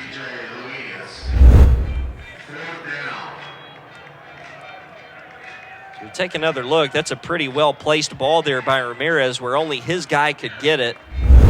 Kyler McGonaghy, the corner in coverage, made the tackle immediately. That stopped CJ from getting the first down. And one thing you want to teach young receivers is that when it is 3rd down and you have certain routes, don't just get to the sticks because you might have to come back to get the ball, but get beyond the sticks so that you give yourself enough room to catch the ball and still be in front of the first down marker. Here's the punt by Braden Stiles, and he's going to down one again inside the 10, this one at the 6-yard line. You surprised at all there, Jesse, at the call to punt it on 4th and 1? No, a lot of football left. You're only down 3 points. So I think what you don't want to do is give this offense, this West offense, another opportunity for a short field, pin them back, make them have to march and enter the field. And if you can do that, now you get the ball back in a much – if you can get them to stop and punt the ball, you get the ball now at a much more manageable situation where if you have to go down, maybe you can get yourself in a position where you can kick a field goal and tie the game. So I know what analytics says nowadays that, go for it on 4th and 1. But I just think that was a good call there to pin them back and now let your defense do what they've been doing all day. So Kai Coons back in there, and it's a fumble. It's on the turf, and it's going to be recovered by Team East. See? Coach knew if I punt it, they'll fumble. I pinned them up, they'll fumble, and they'll subsequently give us the ball right back at the 2-yard line. Wow, what a turn of events. Drew Logan with the recovery. And Team East is knocking on the door to take the lead here. As you see, James Thomas just never had it. And Drew Logan, Johnny on the spot to recover it for Team East at the West 6-yard line. And now if you're Team East, this has got to be cashed in for a touchdown. You would sure hope so. We talk a lot about the quarterback center exchange, but there's something to be said when you're running a bunch of these RPOs from the shotgun. The quarterback running back exchange. Sometimes they keep it in there and they pull it out late or they let it go early. So just securing the football, that wasn't done right there. Fumble. Oh, and Shaka Griffin just lost it. It looks like Team East was able to fall back on it. So they'll retain the possession. It'll be 2nd and goal, but that was nearly a disaster. 2nd and goal now at the 3-yard line.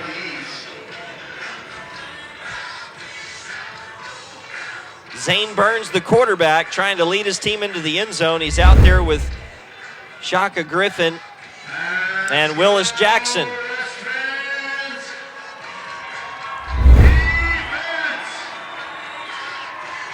Burns in the pistol. Trying to give Team East the lead back. Hands off Griffin, and he lost his footing as he was trying to go into his move behind left guard. And so now it's 3rd and goal. And now you have to ask yourself, your Coach Stills, am I willing to gamble in 4-down territory? Or if I don't get it right here on 3rd down, I'm satisfied with kicking the field goal and tying this ball game up. Just underway in the 4th quarter with 3 minutes gone by. And a 4-point play potentially for Team East. And they're going to call for timeout to talk it over. This is a critical down for Team East because, you do have to ask yourself, do I want to make it 4-down territory? I know it's an all-star game. I want to give these guys opportunity. But, Ken Stills wants to win this game. And so, you don't want to give that momentum back to Team West if you don't get it in the next 2 downs. And we're talking about high school. I mean, a field goal may not always be definite. That's not always definite in the National Football League. So this is a very interesting call right here. I think Coach Stills wanted to make sure that his team was and understood what they were running, where they wanted to go with the football, and have the correct ball play on this key 3rd down and goal. This is a huge play in this game coming up here for Team East. Trying to make sure that they cash in the takeaway. The first turnover of the game, by the way, came in the 4th quarter. Zane Burns will be in the shotgun with Willis Jackson to his left and Shaka Griffin to his right. He's going to throw. Lobs it into the end zone. That pass is caught for a touchdown. Abdul Adams over his outside shoulder. The 6'4", 175-pound receiver from Bartram High School all the way up in PA. Gives the East the lead. Coach Stills took a play out of Coach Seneca Wallace's book saying, hey, I like my 6'4" guy, get your 5'9" cornerback, throw it up to him and let him go be an athlete. And my favorite receiver has a segment on NFL Countdown that says, you got Moss. And that right there is a you got Moss situation in the back of the end zone. Team East up 27-23 with 12 minutes and 50 seconds left to go in the 4th quarter. What a big play. So the turnover leads to this. On 3rd and goal, Zane Burns with a touchdown pass to Abdel Adams. Just throw it up to the big fella and let him go get it. Alley-oop. And the East back in front, 27-23 here early in the 4th.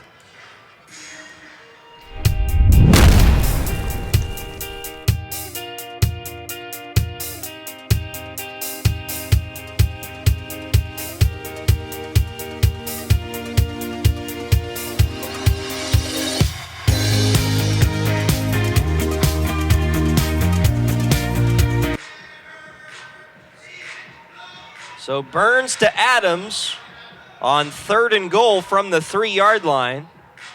And this 6'4" big fella from Bartram, PA, able to catch it and give Team East the lead. 27-23, still 12:50 remaining in the 4th quarter, so still a lot of football left. But once again, Jesse, these Blue-Gray All-American Bowls do not disappoint in the competitive department. They don't. Like we said earlier, man, these games are super competitive. The score is always close. And you're always just one play away. One play away, one score away. again, a fumble happened for Team East to get the ball back and go in there and score. So anything can happen at any given time. So you're looking at these games, you're like, man, oh, this game is over, this game is this. Every opportunity is an opportunity to go out there and make a play, and we've seen it happen far too many times. Brett Bird on that return and did not get to the 20-yard line. That's something that you'll typically see in games such as this. Kickoff returns that are 5 yards deep in the end zone, brought out by the return man just trying to make a play. But here it hurts Team West, now trailing 27-23. Kai Kuntz back in, goes back to throw, and will run it himself across the 20. And a nice tackle made out in space by Team East. That was Jody Easter, the defensive back from McGahee, Arizona. Second down.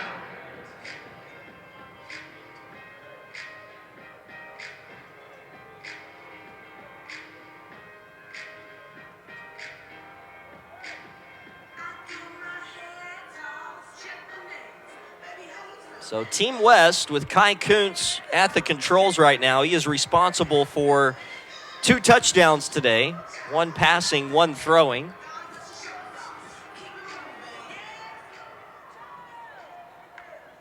On second down, he hands off. This is Cedric Brown, and Brown does a nice job to put his foot in the ground and turn up field for a first down across the 30.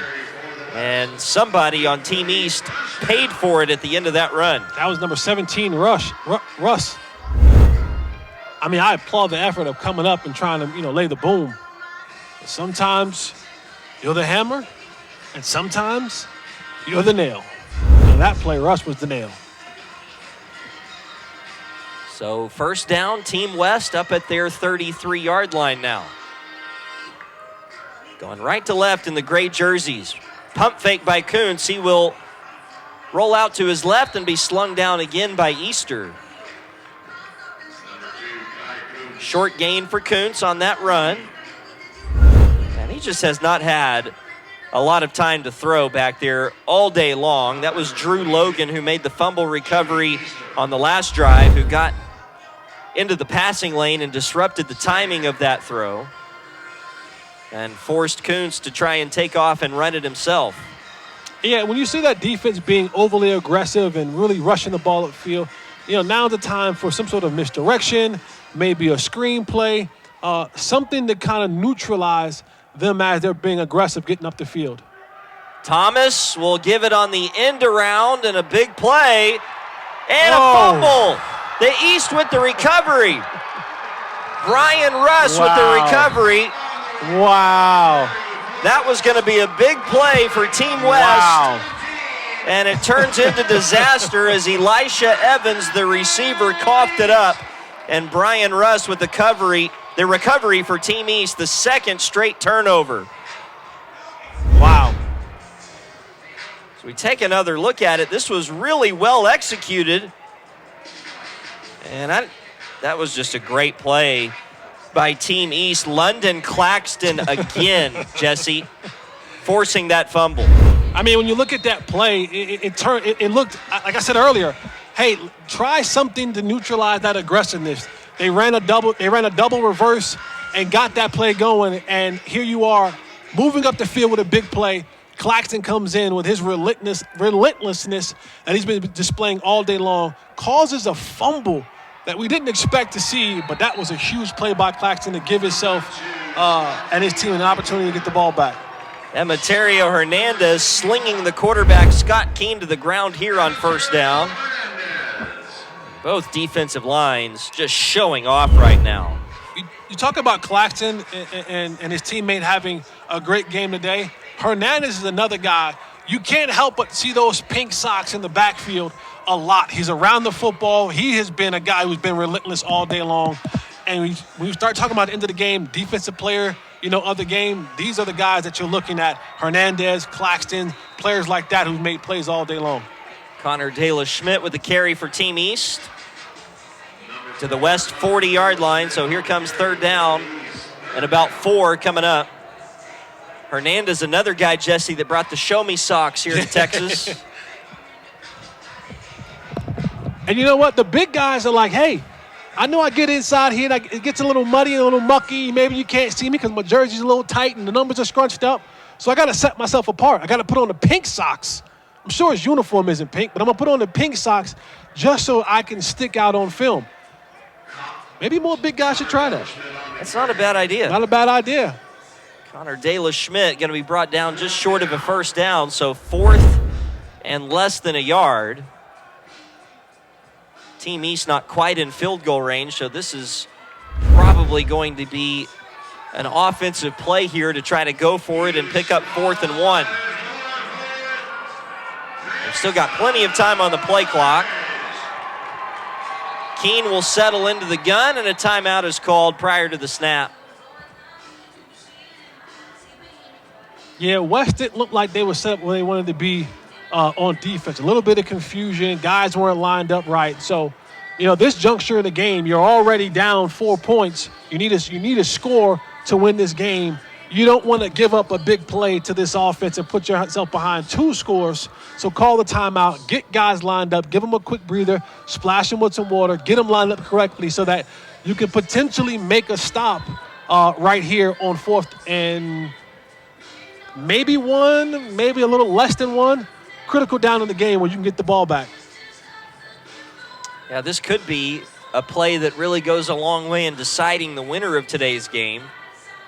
If the East is able to convert this and this drive ends in points, that makes it really tough on Team West, who have really struggled from the get-go offensively today. Despite the 23 points, they have not come easy. And give a lot of credit to the East defenders. We've talked all day long about Najee Mabry and London Claxton, the 2 guys from Flushing, Michigan. Quentin Butler has been big on the defensive line as well for Team East. And so a big 4th down coming up after this timeout. And there's 5 on the play clock. I'm not sure Team East knows it. They've decided to punt here, Jesse. The play clock's going to wind down, so that's going to be, or is it reset? They reset it to 25. So Styles will try and pin him deep again. This will bounce at the 10, go sideways, and be downed at the 1.5-yard line. Are you kidding me? It's a great punt. I mean, what a weapon. It's a great punt. We haven't gotten the big special team plays as far as returns that we've been looking for today. But we've gotten the big special teams plays from, punting and, pinning guys back. And that's as special as a return for a punter. And again, now you make Team West have to make a 99-yard drive with 8:45 left to score points. Now, can they do it? Absolutely. But we've also seen them get the ball down here and fumble it. We've also seen him get the ball down here and have some miscues and miss some opportunities. So it's possible, but you like them having to drive 99 yards to win a game. They've turned it over on their last 2 possessions, and right now they're doing whatever they can just to get out of their own end zone. Handoff on first down, and wrist got back to the 1, and that's it. C.J. Harvey from St. Edward High School in Ohio in there along with Butler. 2nd and 10. If you're Team West, do you just try to keep it simple here and find some yards on the ground? I'm not sure you can risk throwing the football. Yeah, throwing the football, you risk a sack, and if you get a holding in the end zone, that's an automatic safety. So trying to get some space. Well, they are going to throw it, and they're going to go deep, and the pass is broken up. Intended for Nicholas Cazares, who is in double coverage, and the pass nearly intercepted. Eli DeMint was back in coverage for Team East, number 21. So 3rd and 10. I'm a little shocked at the home run ball there. Yeah, I didn't like that play call by Coach Wiles, and maybe he thought he was trying to catch him, sleep, but Coach still had a good coverage on cover 2, had the safeties back there. now you put yourself in a serious situation where it's 3rd and long and you're literally on the 1 yard line. And they almost have to throw it again, and they will. Across the middle this time, man open for a first down. That's a big throw and catch, and the receiver, Chase Rojas, still running free up to the 35-yard line. That's a 34-yard connection from Antoine Jackson to Chase Rojas, and it does a lot of things, Jesse. It keeps the drive alive, it gets them out of the shadow of their own goalpost, and it gives them some life on this possession. I questioned Coach Wallace on the 2nd and 32, and he turned that around. I questioned the play again and said, I don't know about that one. And he says, Jesse, please, do what you do. Let me do what I do. And they go from being on their 1 yard line to now at the 35-yard line on a huge passing play. Design quarterback run here, and a penalty flag flies in from the umpire. That's in the area of holding, so that's probably coming back. Jackson tackled at the 39-yard line. So we'll hear from our referees again today. We've had a lot of penalty flags on both sides. It's a holding against the offense, as Jesse just predicted. So the run by Jackson will be coming back. Well, that's not what you want if you're Team West. Still a lot of time in this football game, Jesse. 7-11 to play. They have 2 timeouts. But this could be the game-winning drive if you're Team West. You don't want to start it off with a holding penalty. It seems like Coach Wallace and his offense is kind of operating and working better when they're way behind the sticks. It's like, hey, if it's 1st and 10, it's not really what I want. But I'll take 1st and 20, and he may turn this into a 30-yard gain. Who knows? He and his team has been working well behind the sticks. It's not ideal, not what you want. But they darn sure have been successful doing it. 1st and 18. Jackson back to throw. Will roll to his right and throw deep, and that pass incomplete off the hands of Brett Bird, the intended receiver. Bird was open in front of the east bench and just couldn't squeeze it. Yeah, that's another play that should have been actually caught on the sideline. Quarterback scrambled, found an open receiver down the field, and it just off his fingertips. Good throw. I mean, the God-given talent at the disposal of Antoine Jackson has been very clear here today. Absolutely. The guy is just an instinctive football player who can really make plays and extend plays. 2nd and 18. Back to throw again. Pressure comes up the middle. He's going to escape out and run himself. Tucks the football away and gets back across the original line of scrimmage up to the 37-yard line, and a big 3rd and 8 coming up here for Team West. And you look at quarterbacks like Jackson. You know, at one point in time, they would say, well, you know, he's an athlete who can maybe play quarterback. I think, again, when you talk about now how developed these guys are and their skill training, you now have quarterbacks who are really athletic. And you're seeing that on display with some of his throws, some of his off-platform, off-angle throws, and his ability to run the football. 3rd and 8. Straight drop, plants, fires deep, pass deflected and nearly intercepted. And again, going off of the hands of a receiver, a pass that probably should have been caught. Chase Rojas, the intended receiver. And once again, it was Jody Esther back there who nearly had the interception. Another great call by Coach Wallace. A really good throw by the quarterback, Jackson. You got to have your guys help you out, man. And this type of game right here, you got to have Chase Rojas say, hey, that's my ball. Can't go off the tip of my hands. And for a drop, we still should be on the field. And as this clock begins to tick away, you need plays like that from your receivers to win football games. So here's the punt. Good punt. By Ryan Kingston, angled towards the sideline. Brian Russ muffs it momentarily and then steps out of bounds just across the 20 at the 22-yard line. So 5.5 to play in the fourth quarter. A 4-point lead for Team East. They've got the football. And they have an opportunity, if they can string together a couple of first downs, to really wear this clock out at AT&T Stadium.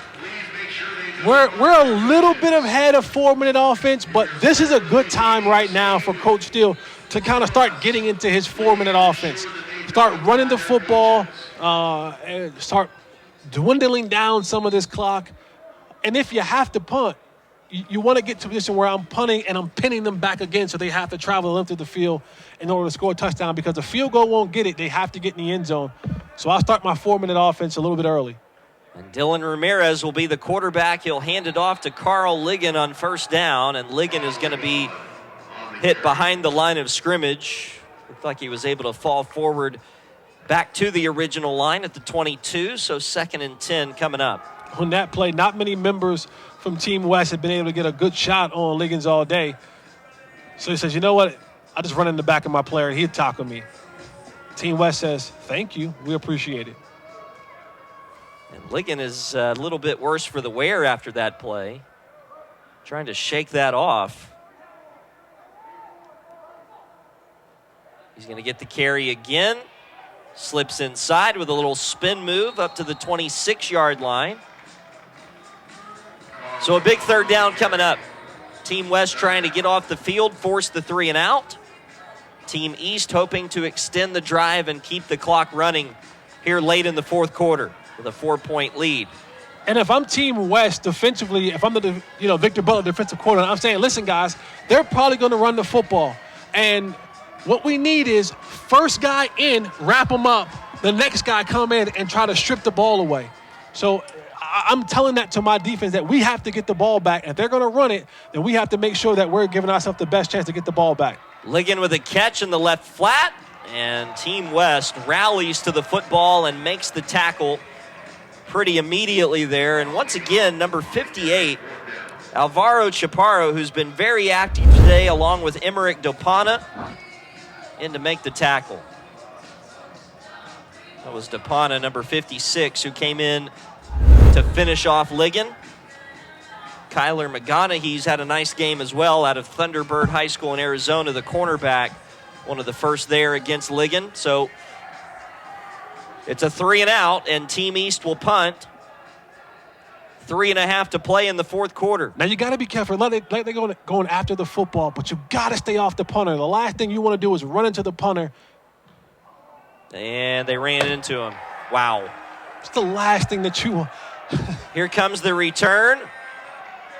That's not going to matter because we've got a penalty against Team West coming here. Now you have to – now, if the ref is saying that they ran into the kicker, that should be a 5-yard penalty. If they hit his plant leg, then that's the big 15-yarder. Yeah, they call it a personal foul. Yeah, you're right, Jesse. That was the turning point because it was 4th and 8, so a 5-yard penalty wouldn't have done it. But they've called it a personal foul. And that's the thing for the coaches. And I know that we're trying to create some excitement, but when you're in that situation and that team is backed up, why not just set up a return? I know that we're going to get an opportunity to potentially return it, and I don't want to have the potential of what you just saw, running into the kicker and giving them a personal foul and extending the drive. Set up your return, or punt return safe, or set up a return so that you now can get the ball going in the right direction. Instead, penalty, Team East gets the ball back. Now they get into their 4-minute offense, a couple first downs, and they can salt this game away. Ligon with the carry behind right tackle. Will cross the 40 to the 42-yard line. It's maybe an easier call to make coming after the punt and trying to block it if you're really familiar with your guy. Right? If you can trust him and send him out onto the field and go, I know you're not going to make a boneheaded decision to run into the punter, you make that call, right? In a game such as this where you're not quite sure, maybe just set up for the return. And on that last play you saw, Liggins is still running with the ball really loose. He's a Reggie Bush type of running with the ball, kind of swinging it. So if I'm Coach Stills, I'm calling him over and saying, listen, son, this ain't about now trying to go and get a juke move or a highlight film move or, all that kind of. This is a protect the ball, 2 hands on the ball, cover it up, make sure you stay in bounds. All of my people who are potentially going to have the ball in their hands, if you're near the sideline, fall. We don't want to run out of bounds and give them a stop clock. I want to burn Team West timeouts and burn more clock between each play. So don't go out of bounds. But Liggins, when we give you the ball, make sure you're not loose with the ball. Make sure you're not trying to cut back across the field. Because a lot of times when those fumbles occur, it comes from not the guy that you do see, it's the guy that you don't see. Team West called for its second timeout, so they're down to 1, 2nd and 7. So they're sort of putting all of their eggs in this 3-and-out basket. Handoff again, Ligon found some room along the right side and will be brought down at the 46-yard line. It's going to be 3rd and 2.5 coming up. And Team West will not call for its final timeout. They'll hold on to one. Tackle made pretty nicely on that play by Daniel Wright out of Santa Fe, New Mexico. Coach Wallace has 1 timeout left, and he has a 2-minute warning. Are we doing a 2-minute warning? No? I don't think so. No 2-minute warning here. Handoff, Ligon bounces it outside and is wrapped up and brought down short of the first down. Well, the Team West defense up to the task against Carl Ligon. Mason Dickerson, the defensive back, came in and brought him down from behind. Team West calls for its final timeout of the game.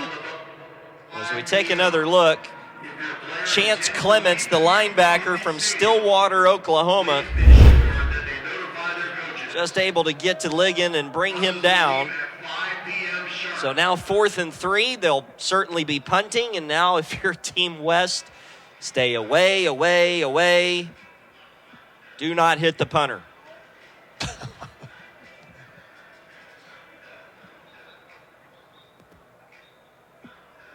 So back deep Donovan for Nixon. Team West will be Donovan Nixon out of George Bush High School in Texas.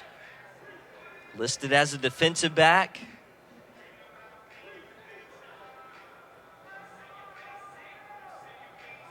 And remember, Jesse, they've got to get a touchdown. A field goal does them nothing this late in the game.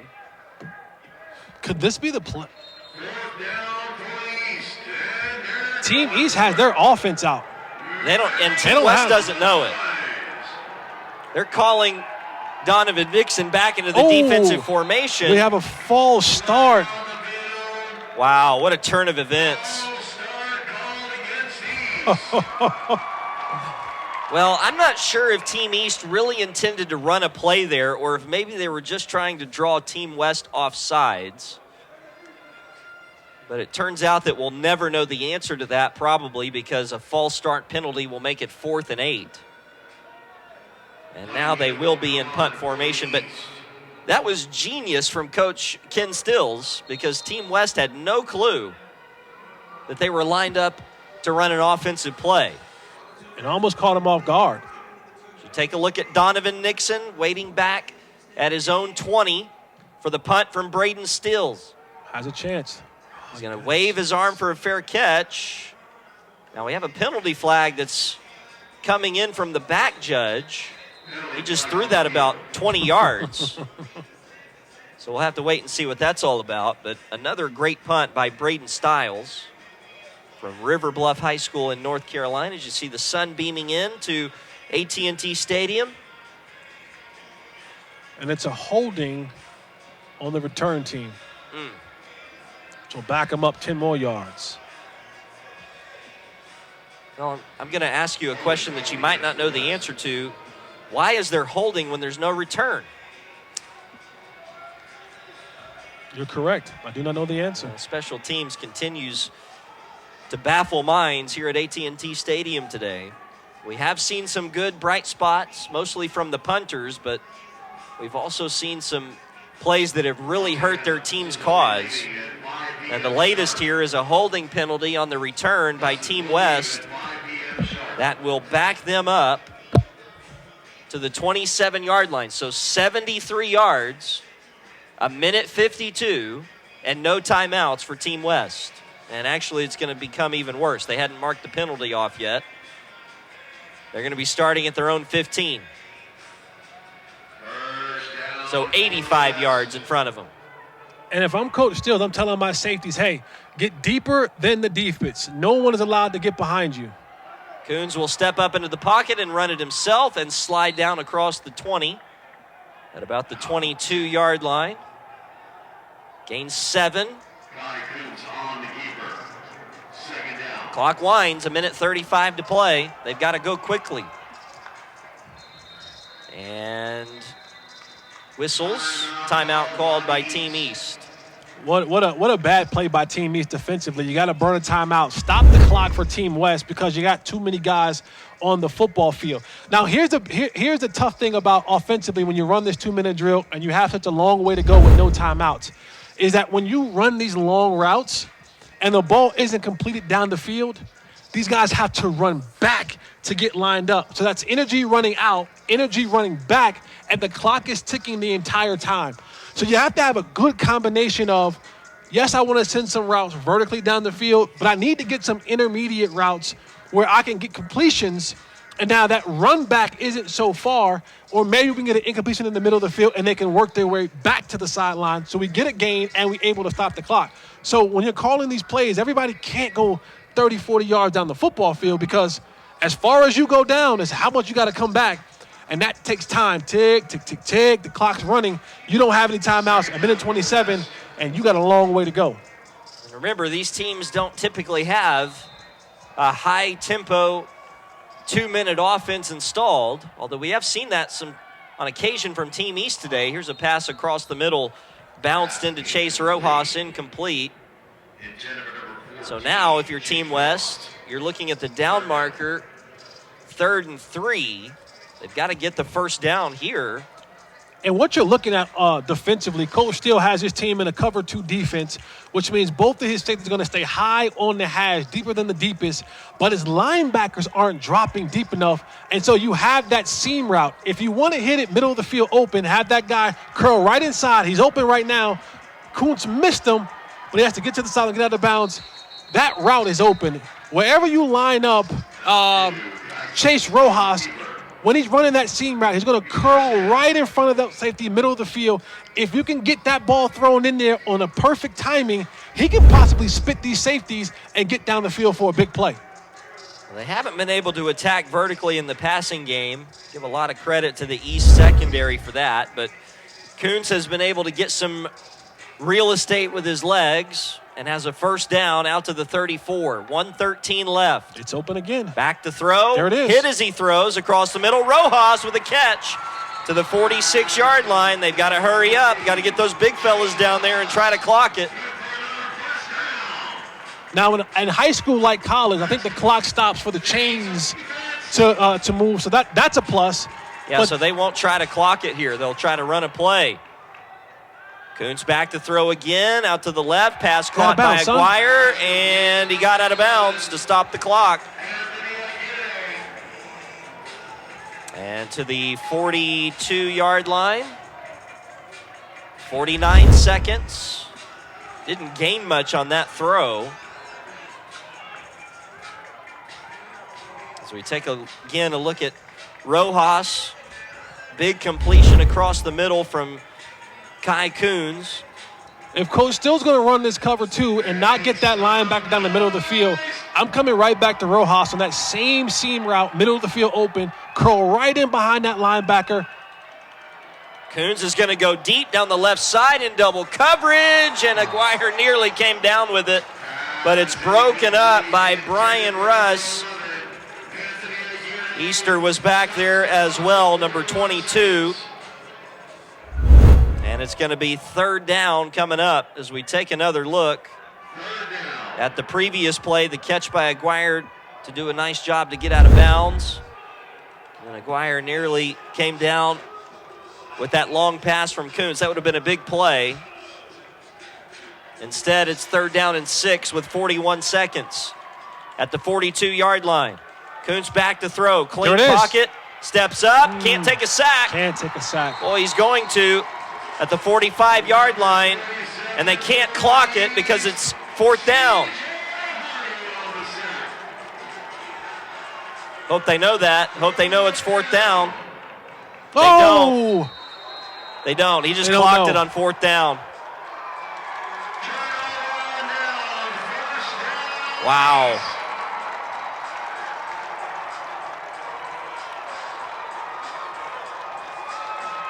It's a turnover on downs by Team West.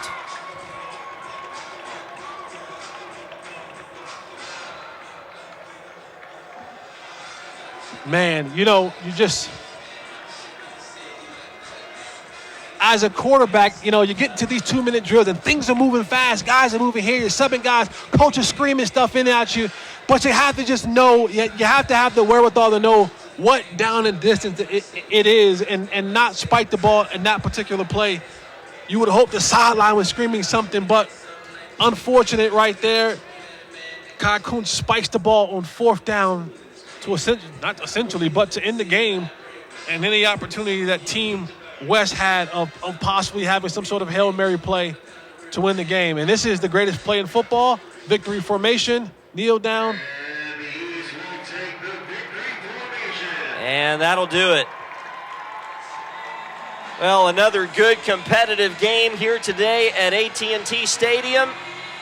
Ends in sort of an interesting way with Kai Kuntz being sacked on 3rd down and then unaware that it was 4th down, spiking the ball to try and stop the clock. It did stop the clock. Unfortunately, it was also a turnover. And so the East team will win it today, 27-23, the final here at AT&T Stadium. That'll do it for us, for Jesse Holly and our entire Impact Football Network team, powered by Zodiac Studios. I'm Ryan Castle saying so long from Arlington, East 27, West 23.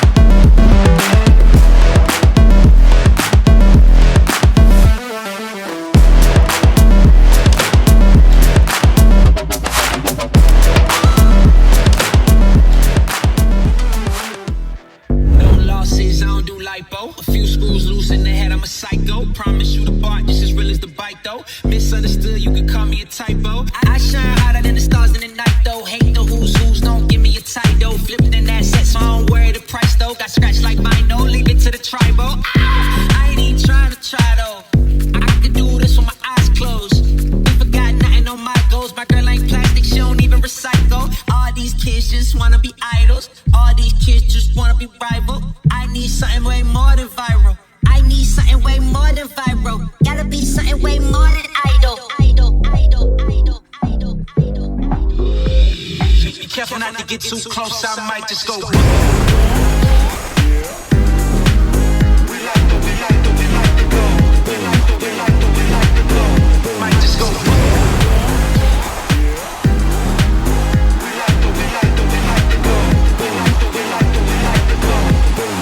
Boom, I'm like a bomb in a room. Blow up the spot, everybody gotta move. Life or death, everybody gotta choose. Life or death, not everybody gotta lose. I hear the talking, I just keep quiet. Learn to speak silent, don't yearn for violence. Was a little man, I turned into a giant. I changed the climate, every room that I'm in. Mirror, mirror on the wall, who's the baddest son of them all? Popping like I'm Adderall, bouncing like a basketball. Mirror, mirror on the wall, who's the baddest son of them all? Popping like I'm Adderall. Be careful not to get too close, I might just go.